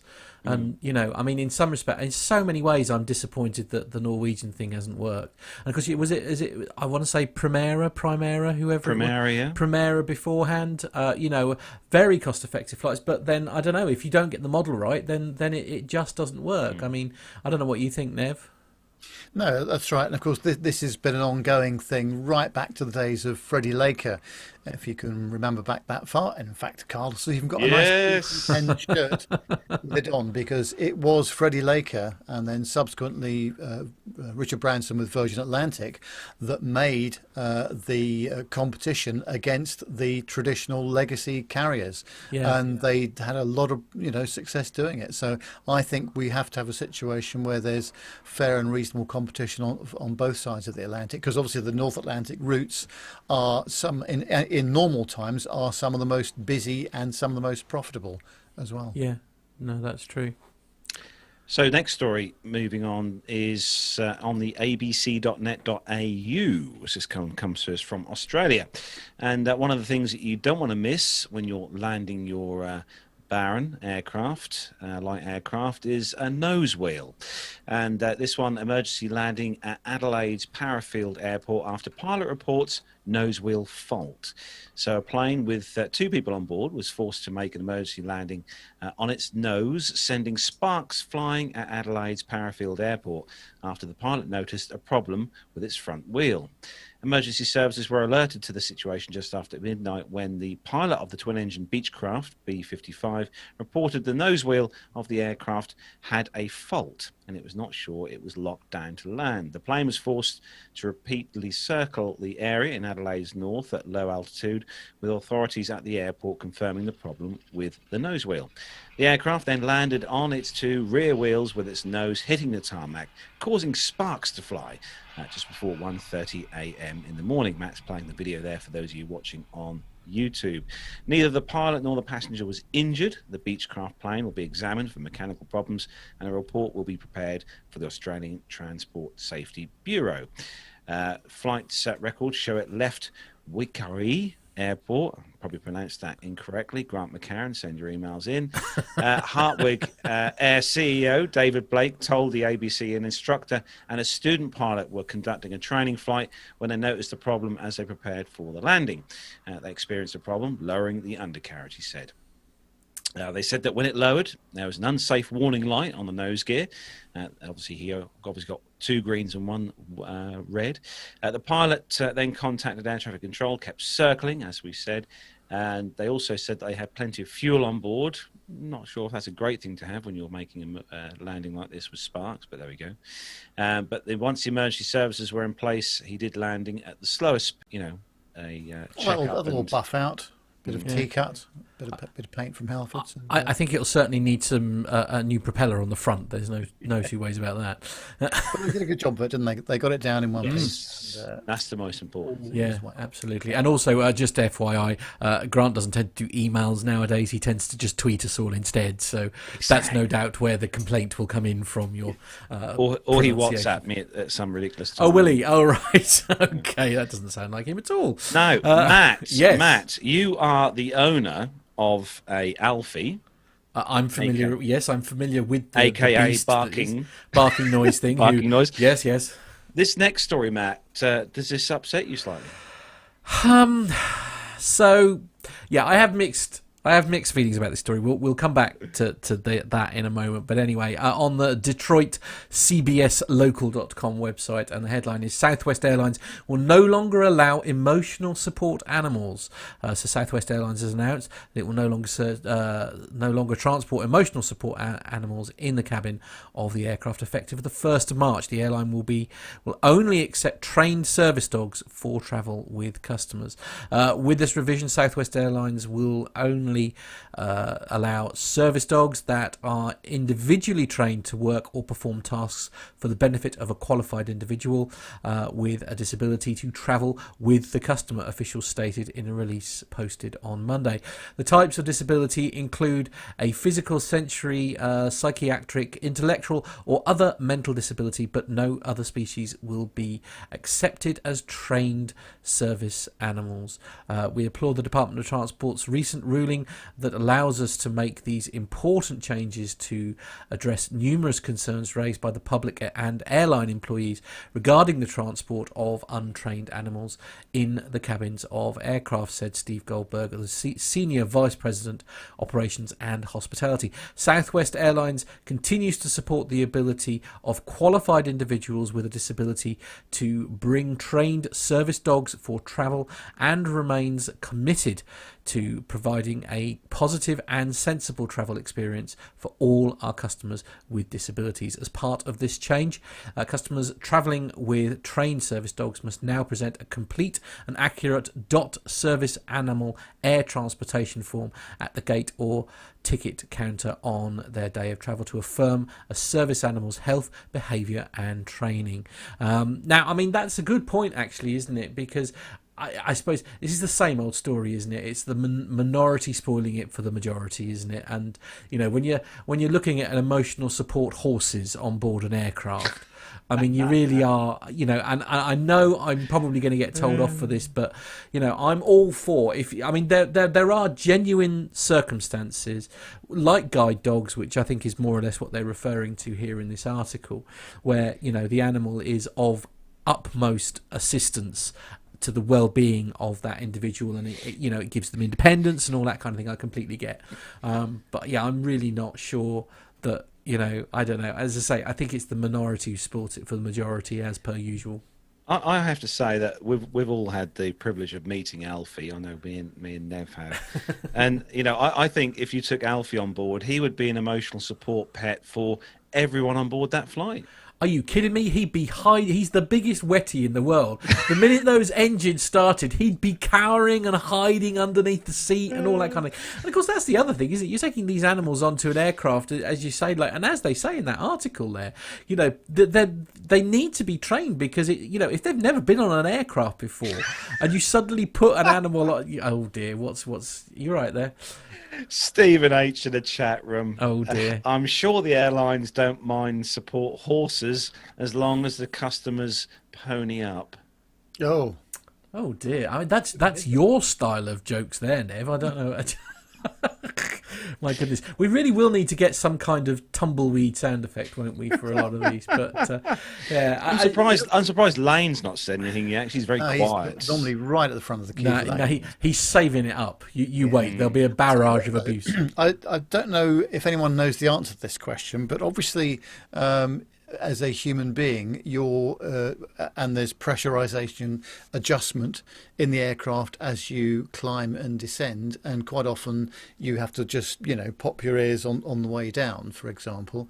I just wonder how animals deal with changes in pressurization in the aircraft, as subtle as though they might be. But I don't know how they do that, and depending whether they're cats, dogs, or horses, or whatever they are, you can't exactly no idea how that works. Can't exactly give your dog a rhubarb crumble, a rhubarb custard sweet, Nev. No, that's or a right. polo. Or Werther's original. Yeah, absolutely. Original. Yeah, as you can always rely on Miles High as well. As the puns start rolling in, Horses on a Plane, great movie apparently. Stephen H says yes. He says that yes, that'll be the main feature at a cinema. Right, Lane Street has woken up. By the way, he's just saying, sorry, I was busy thinking about my emotional support, Amanda Holden, which I think is a very important, very important on an aircraft. Lane. Oh dear. Nick is saying that apparently a knitting needle works well. Nev. Okay, right.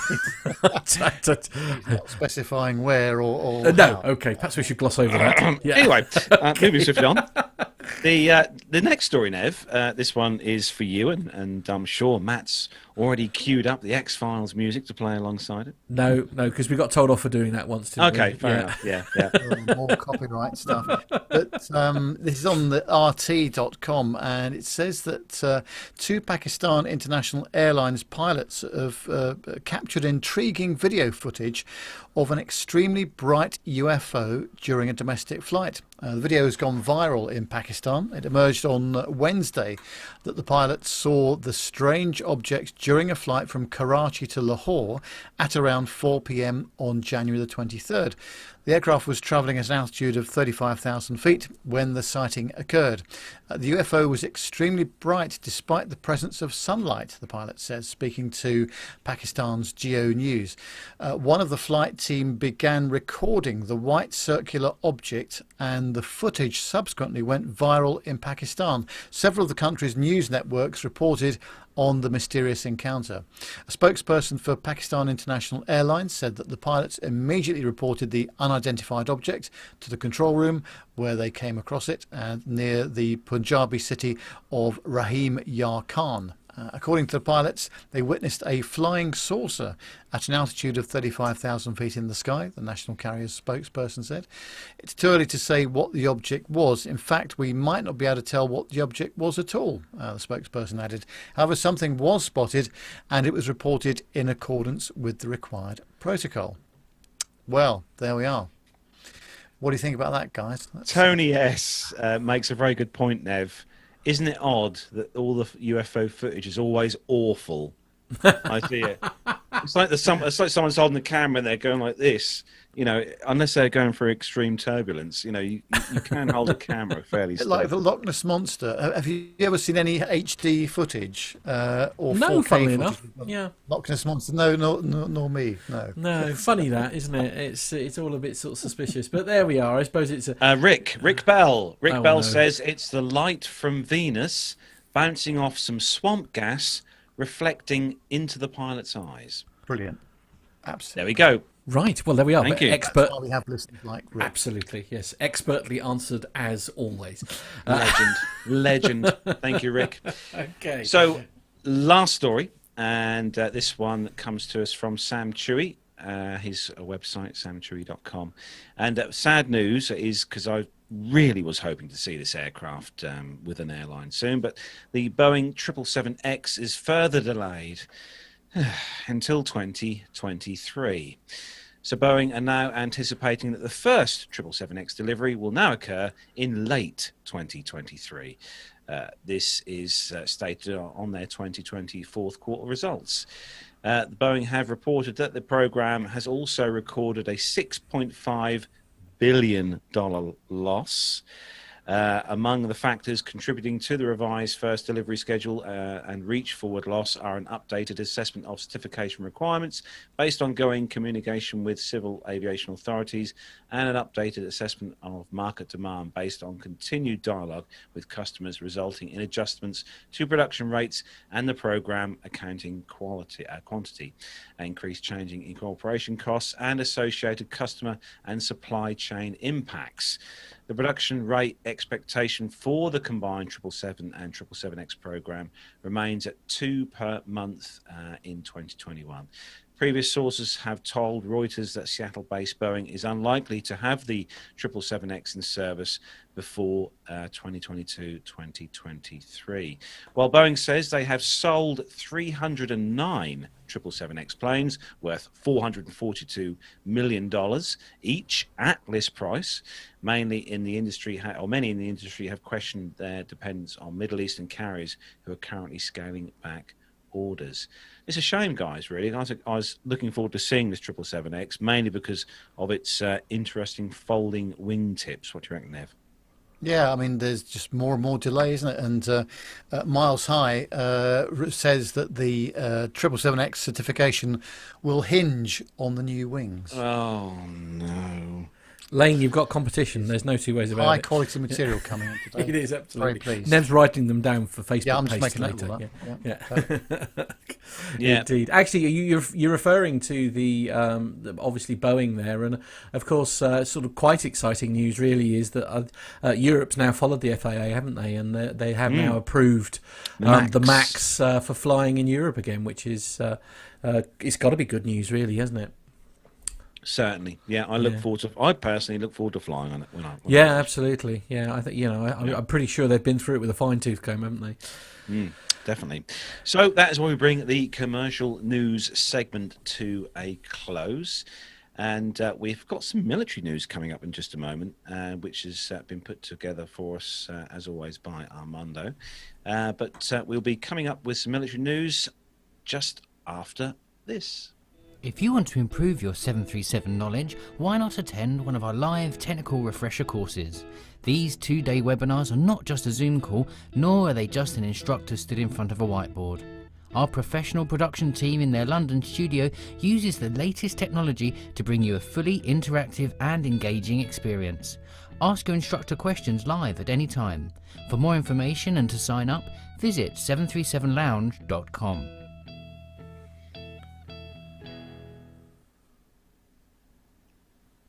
And actually, I will say that that is a good podcast to download as well. Oh, is it? Yes. Yes, yeah. I have listened to the first 3 episodes of that podcast.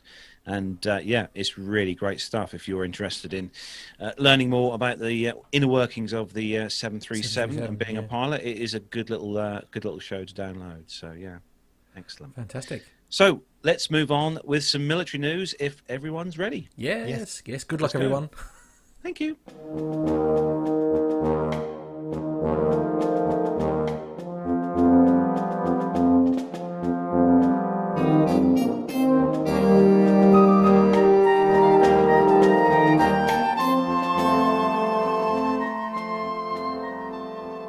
So it's some good news for us here in the UK. This one comes to us from Belfast, telegraph.co.uk. HMS Queen Elizabeth takes over as Royal Navy flagship. So aircraft carrier, as in aircraft carrier, it carries aircraft. HMS Queen Elizabeth takes over as our Royal Navy fleet flagship. The fleet commander, Vice Admiral Jerry Kidd, who was the first seagoing commanding officer of the £3 billion warship, was received on board at Portsmouth Naval Base to mark the transfer of the role from assault ship to assault ship HMS Albion, which he has held the title of for nearly 2 years. The transfer was announced to the Royal Navy ships and shore establishments by a signal at 1:30 p.m. on the day. First Sea Lord Admiral Tony Radakin said the position of fleet flagship is a symbol of HMS Queen Elizabeth's importance to the nation, not just in restoring our carrier strike capability, but as a rolling statement of British commitment to global security, prosperity and trade. It's right now that we bestow such a historic title. In the coming months, HMS Queen Elizabeth will lead the most ambitious Royal Navy deployment in decades. She will be the focal point as we look forward to an extraordinary year. It was announced last week that the Queen Elizabeth and its F-35B Lightning jets will be complemented by a detachment of the stealth fighters from the US Marine Corps, as well as a US Navy destroyer during its first operational strike group deployment. HMS Queen Elizabeth and its strike group will take first part in a war fighting exercise with other NATO navies during exercise Strike Warrior off Scotland during the spring before it departs for the Mediterranean. The carrier will embark F-35B jets from 617 Squadron, or the Dam Busters, Royal Navy Merlin helicopters, and be escorted by the Royal Navy Type 45 destroyers and Type 23 frigates, and support the ships of the Royal Navy Auxiliary Fleet as well. So other related news as well from usni.org. US-UK sign agreement on upcoming deployment of HMS Queen Elizabeth with the American F-35Bs. The US and UK Defence Secretaries formally signed an agreement outlining their joint participation in the Queen Elizabeth Carrier Strike Group deployment in the spring. Joining HMS Queen Elizabeth on its inaugural deployment will be Marine Fighter Attack Squadron 211, which flies the F-35B Joint Strike Fighter, as well as the USS, the Sullivans, DDG-68, according to the statements from both countries. They said that they are delighted that the UK now possesses a 21st century carrier strike capability, which has been greatly assisted by the unswerving support and cooperation of the United States at all levels over the past decade, says Defence Secretary Ben Wallace in a UK statement he gave. The deployment embodies the strength of bilateral ties and reflects the depth and breadth of this vital defence and security partnership. This deployment underscores the strength of our bilateral ties and demonstrates US-UK interoperability, both of which are key tenets of the US national defence strategy. The leaders look forward to seeing the culmination of nearly a decade of US-UK carrier cooperation when Carrier Strike Group 2021 sets sail from Portsmouth, UK, later this year. The Marines from VMFA 211 were tapped to serve alongside the Dam Busters on this Carrier Strike 21 deployment. The US Marines are helping fill out the air wing until the UK stands up more squadrons. The Marines got underway on the carrier in September and participated in group exercises and NATO Joint Warrior exercises in October, culminating in an initial operating capability declaration for the Carrier Strike Group on January the 4th. Now, this is about time we had an aircraft carrier in our Royal Navy fleet, I will say. I was very Have we got lucky the aircraft as a to go with it, though? That's the question. Well, we have nearly got all the aircraft we have there. Right, okay. It all boils down to, I think, costs and money. Plus, they also had quite a few teething problems, as we know, with HMS Queen Elizabeth when she first got laid down. But I think they're ironed out nearly all the issues they had with the carrier now. But yeah, it's good. We actually have an aircraft carrier again Whoop, in whoop. the UK. Woohoo! Nev, you have got the next story, and make sure you pull that curtain across now. Oh, don't. Well, I'm slightly concerned about this story because A, I'm reading it, and B, it is slightly before the 9 o'clock watershed. But I shall do my best. It's on the military.com website. Headline says, "Privacy, please. Air Force wants to add toilet curtain on B-52 bomber." The US Air Force is looking to add privacy curtains to its B-52 Stratofortress bombers as more women join flight crews. Earlier this month, the service published a request for information from textile or apparel companies about bomber privacy screens. As the B-52 continues to fly long-duration missions, especially with mixed crews, there is a high need for privacy during restroom activities, according to the solicitation posted on the government's Acquisition and Awards website. Who looks at this stuff? I don't know. The service's bombers, including the B-1 Lancer and the B-2 Spirit, have been making a splash lately with multiple high visibility flights around the world. Called Bomber Task Force missions, the short notice flights are still a long haul. A B-52 crew, for example, can stay airborne for up to 40 hours during a single mission and can fly 8,800 miles without refueling, according to the Air Force. Many Air Force planes already have private bathroom compartments or partition spaces. The C-130 Hercules has a urinal and a toilet tucked in the back of the cargo area of the plane, with a curtain that airmen can close around them. C-17 Globemaster III transport aircraft and KC-46 Pegasus tankers have a full lavatory with sink, toilet and lockable door. KC-135 Strato tanker, KC-10 Extender and C-5 Super Galaxy aircraft all have lockable doors as well, said Air Force Air Force Material Commander spokesman Brian Brackens. But these mobility aircraft are much more spacious on the inside, allowing for more comfortable latrine use than their bomber counterparts. The B-1 bomber, for example, has a small toilet behind the left front seat in the four-person cockpit, whilst the B-2 stealth bomber has one stainless steel bowl, no walls behind the right seat of its two-pilot cockpit, according to Popular Mechanics. In the B-52, a small urinal is located behind the offence compartment, according to photos featured on popular sites. A B-52 typically has two pilots, a weapons officer and an electronic warfare officer. But can have up to 5 flight crew, according to the Air Force. There's some things in here I'm not going to read out because they're just a little bit, bit close to the mark for even my taste. Yeah, basically the military overall is responding to increased numbers of women in the ranks with improved dress and appearance practices as well, and new policies. Women currently make up 21% of the Air Force, officials have said. Air Force Global Strike Command did not immediately answer questions on how many women are in the B-52 bomber community. And despite its age, the venerable Cold War era Stratofortress is expected to fly well into the 2050s. That's incredible, isn't it? Yeah, amazing. It really is. Service. But yes, there was a couple of paragraphs in there that I would not have been able to get through without going into a muttly laugh. Right. Okay. Lots of love for this story in the chat room, Nev. Yes, I can imagine.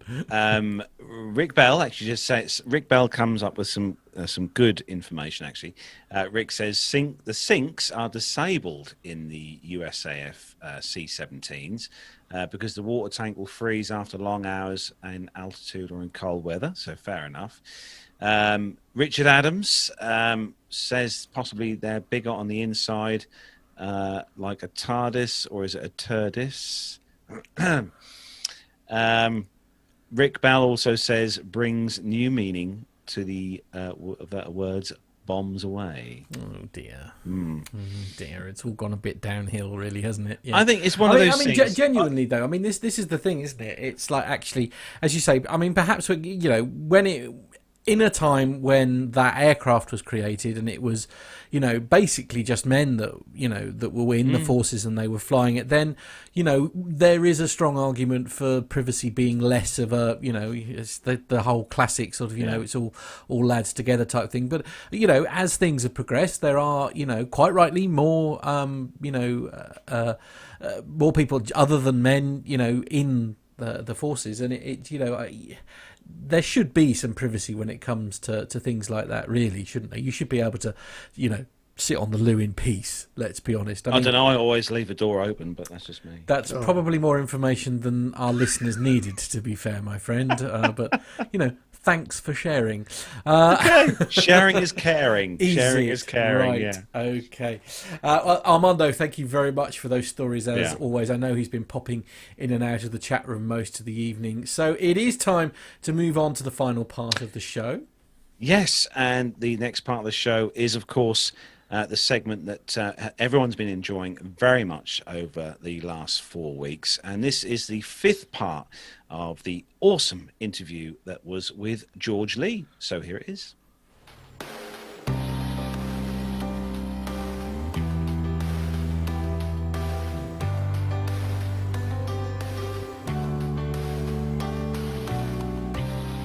Now, back in the Air Force world, I believe by now you're probably on your 2nd tour on the old Treble 1 Squadron, yes? Yes, I had a wonderful tour on 6th Squadron, the Flying Can Openers, as they were called, because of their wartime experience when going against tanks in the Middle East, North Africa. Wonderful time all around, absolutely. And when I got the news that I was going to be posted to the sister squadron at the time, which was the other end of the hangar, that was 54 Squadron, but they were going to be renamed, forming Treble 1 Squadron in the air defense role. And I was absolutely devastated because I loved the low-level weaponeering environment, and I knew relatively little about air defense, and I thought, this doesn't get any worse. I wasn't a terribly happy chap, I guess. But anyway, one has to make the best of these things, and on we went. And I discovered that air defense, actually, there was a lot more to it than I realized as an outside observer, if you will. And holding, of course, quick readiness alert, QRA was a big part of the air defense world. And then the squadron moved from Coningsby up to Lucas in Fife in Scotland. And I vividly remember that day taking off from Coningsby, heading out over the North Sea to do the mission in typical Lincolnshire weather, low cloud-based drizzle and all the rest. Finished the mission, and then instead of pointing back to Coningsby, pointed towards Lucas, let down, and just scattered cumulus clouds, 50 kilometers visibility, whatever. I thought, wow, I can cope with this. It was a very pleasant contrast. And of course, let down into Lucas, and we set up our squadron there at Lucas, Yeah, that must have been the one day in the year it wasn't raining at Lucas. So the Phantom in the air defense role, quite different. And you were now on QRA and protecting us against Soviet intrusions. What was it like when you did your first Soviet intercept? And did they all go very smoothly? I can't specifically remember the first one, but rather impressions about QRA missions in general, I guess. We operated a long way north. We're right up there getting close to Iceland. And of course, naturally, we have air-to-air refueling support coming up from the southern tanker base. So they would be launched first, and we would blast out and intercept what was usually the Soviet Bear aircraft on their way south of Iceland, around the top of the UK, Northern Ireland, and around all the way down to a base in West Africa. Many of the Soviet crews were fairly friendly. They didn't really mind us doing what we had to do. But occasionally you got a crew who really didn't want us there at all. But on the friendly side, I do recall a picture in the Daily Telegraph once in the UK showing zoomed in on the tail turret of this bear with a Soviet holding up a Coke bottle. Smile. That was the friendly side. But the nasty side, both day and night, I remember by day you'd be sitting there off the wingtip relatively close, and they knew that the F4 was going to be heavy. You've got full 3-tank fit. You've got the Sparrow Skyflash radar-directed missiles. You've got sidewinders. So the low-speed handling isn't going to be brilliant. They knew that. So they would slow right down, and you'd be slowing down with them. And then having slowed down, they would turn towards you just to make life really interesting.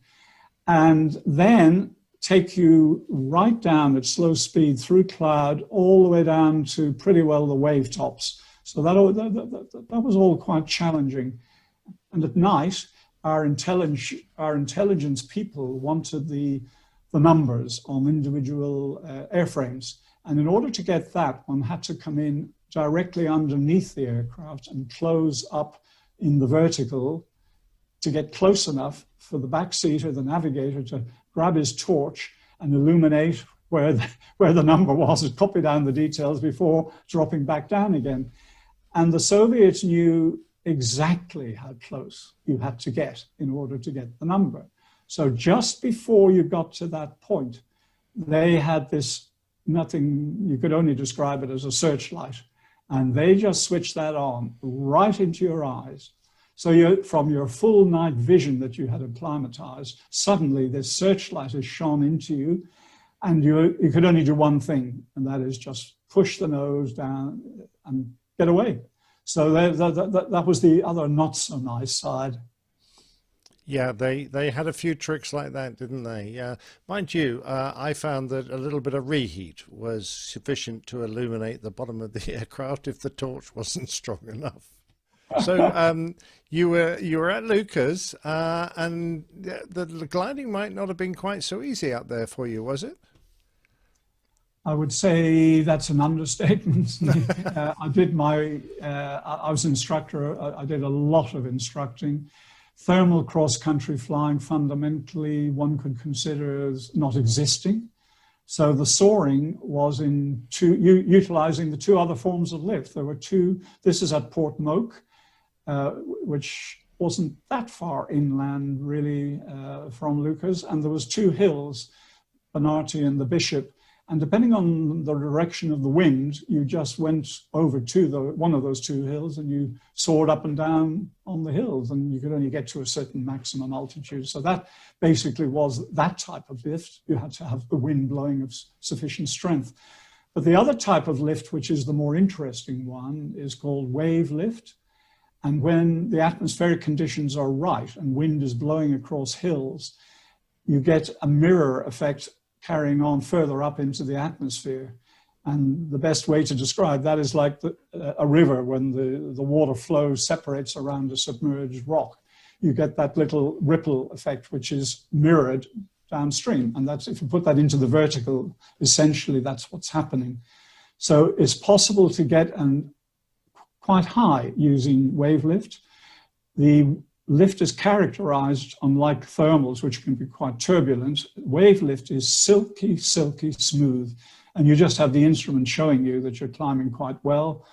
And I've been up to, I got my diamond height, which is an altitude gain of 5,000 meters from the low point. I got to around about 29,000 feet. That's the highest I got over Scotland. Wow.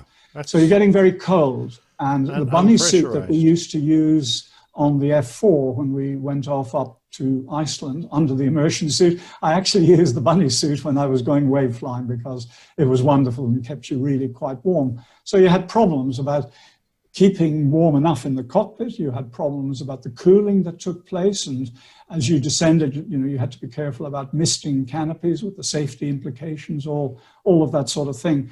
But wave lift is fascinating, and around the world, astonishing things have been done. There is a research glider called the Perlan, and it's called that because of a particular type of wave which occurs way, way, way, way up out there. And they're using it to gain all sorts of scientific data. British Aerospace has been involved with this project. The fuselage is, of course, pressurized, and they've actually got already to just over 76,000 feet in this machine. Good Lord. It is astonishing. That's remarkable. But sadly, your preparation for what was going to be your first World Championship attempt wasn't ideal, but there you were. It was 1976 now, and you're heading off for the 15th World Championships back in Finland. It must have been exciting, but I guess you were pretty nervous as well. It was so far from being an ideal preparation. It wasn't funny, Nick, it really was. I was very hungry, certainly, and we did have the practice period. Although the Worlds themselves, as I said earlier, was around about 2 weeks, there's also practice, good, solid practice week before that. And the weather was reasonably good, so I managed to get quite a bit of flying. And an interesting thing that came out of that practice period was that I learned something more about myself and something that needed to change before day one on the big event. And that is, again, I started trying too hard and being too aggressive, I guess trying to prove myself or whatever, and ending up low down and having to scrabble out in less than ideal lift and watching the hot shots cruise along overhead in the relaxed mode, you know, and I came to my senses and thought, no, I've just got to back off here and fly more intelligently. So I managed to get up to speed before day one. I did indicate that on the pre-Worlds year in 1975, the weather was brilliant.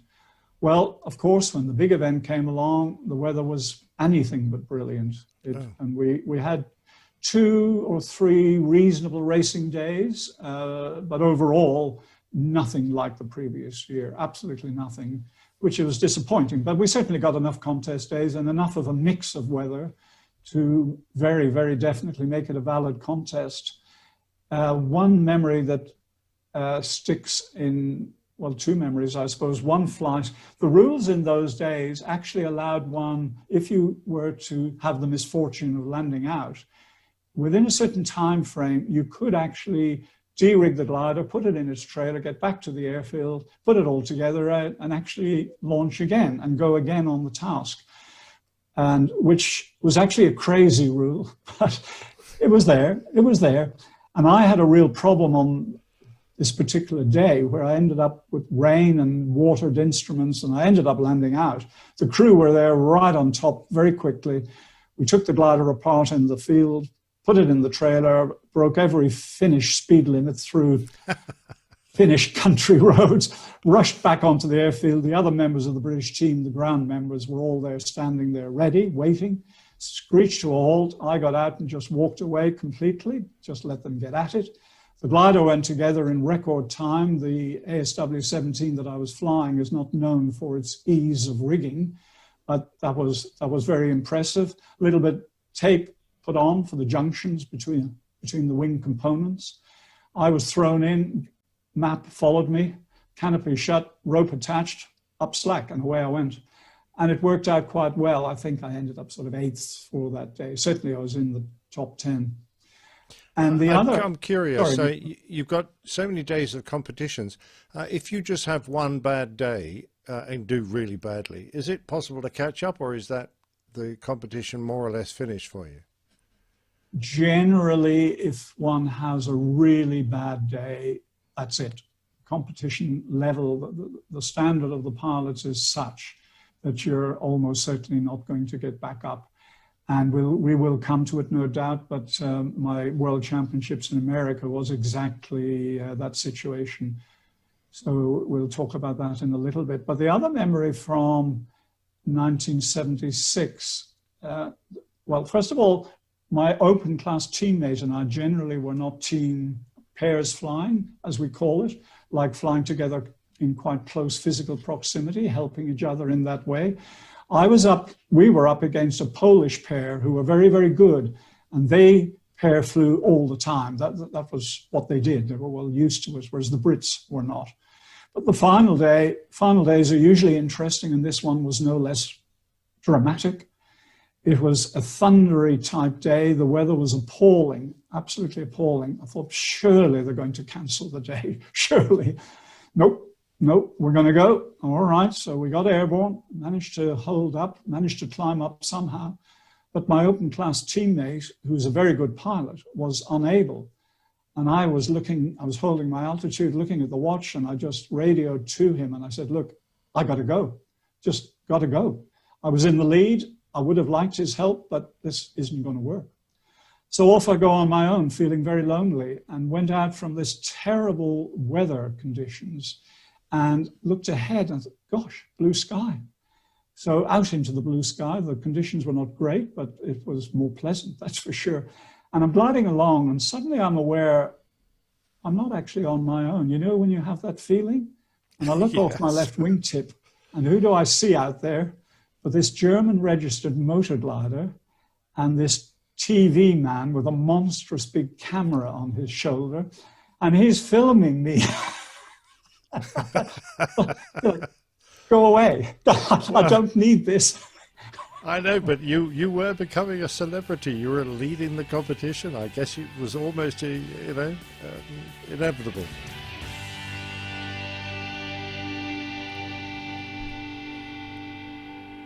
Honestly, that man has had so many awards. We'll come more into details about the rest of his career very shortly. But I mean, what an illustrious gliding career! I mean, so many world titles and challenges to the titles, and just gliding awards in general is incredible. And Nick looking so smart and dapper. He always likes to dress up, doesn't he? Yeah. Yes, he does.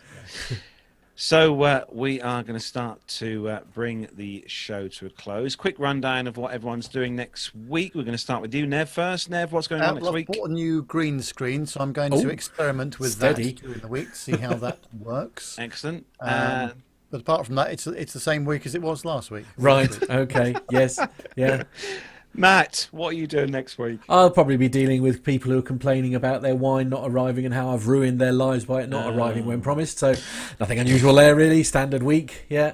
Carlos, what about you? What are you up to? No, actually, no. I'm going to ask Armando. Oh. What are you doing next week? Well, guys, I just landed in Oshkosh, Wisconsin. Now begins the fire hose of information and training. And so there's a lot of that, and then hopefully I get to fly the airplane back to North Carolina at the end of the week. Oh, wow. Get you. Nice to see you, Armando. Nice to see you. Thanks for popping in. Great show, guys. I was laughing out loud, of course, when you have earbuds in and everybody sees you laughing. Then they probably just think you're mad. But yeah, crazy man. What are you going to do about it? Yeah, absolutely. Great interviews today. Really enjoyed having Casey on. I wish I could have asked him plenty of questions myself, but really, really awesome interview. Good job, guys. I shall be trucking, the usual thing. Right, trucking. No change there. And a quick, before we move on, quick thanks to John at Airskins for sending over this Airbus A319. And you all should know the airline because it's from a country I love to go to. Never heard of it. And this is one of their retired A319s, Air Maltas. And there's a little tag there as well, part of the aircraft. So thanks to John at Airskins for that. Very kind of you. But yes, big thanks again to Casey, our guest on the show this week. And also, don't forget, coming up on the show soon, on the 12th of March, we've got International Women's Day special. That's going to be episode 360. Of the show. That's going to be a International Women's Day special. We're going to have there's going to be an awesome show. Me and Nev and Matt, we're going to take a complete back seat and let the ladies run the show, which will be quite interesting.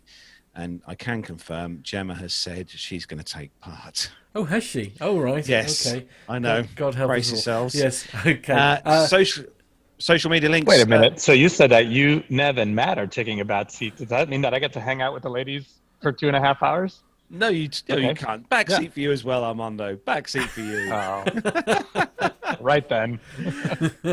Social media links. Don't forget, if you want to check us out, the crew out, check us out on Facebook, Twitter, Instagram. Search all the social medias for Plane Talking UK. The WhatsApp number to get your picture on the screen behind Matt in the studio or behind me and behind Nev when he gets his green screen set up.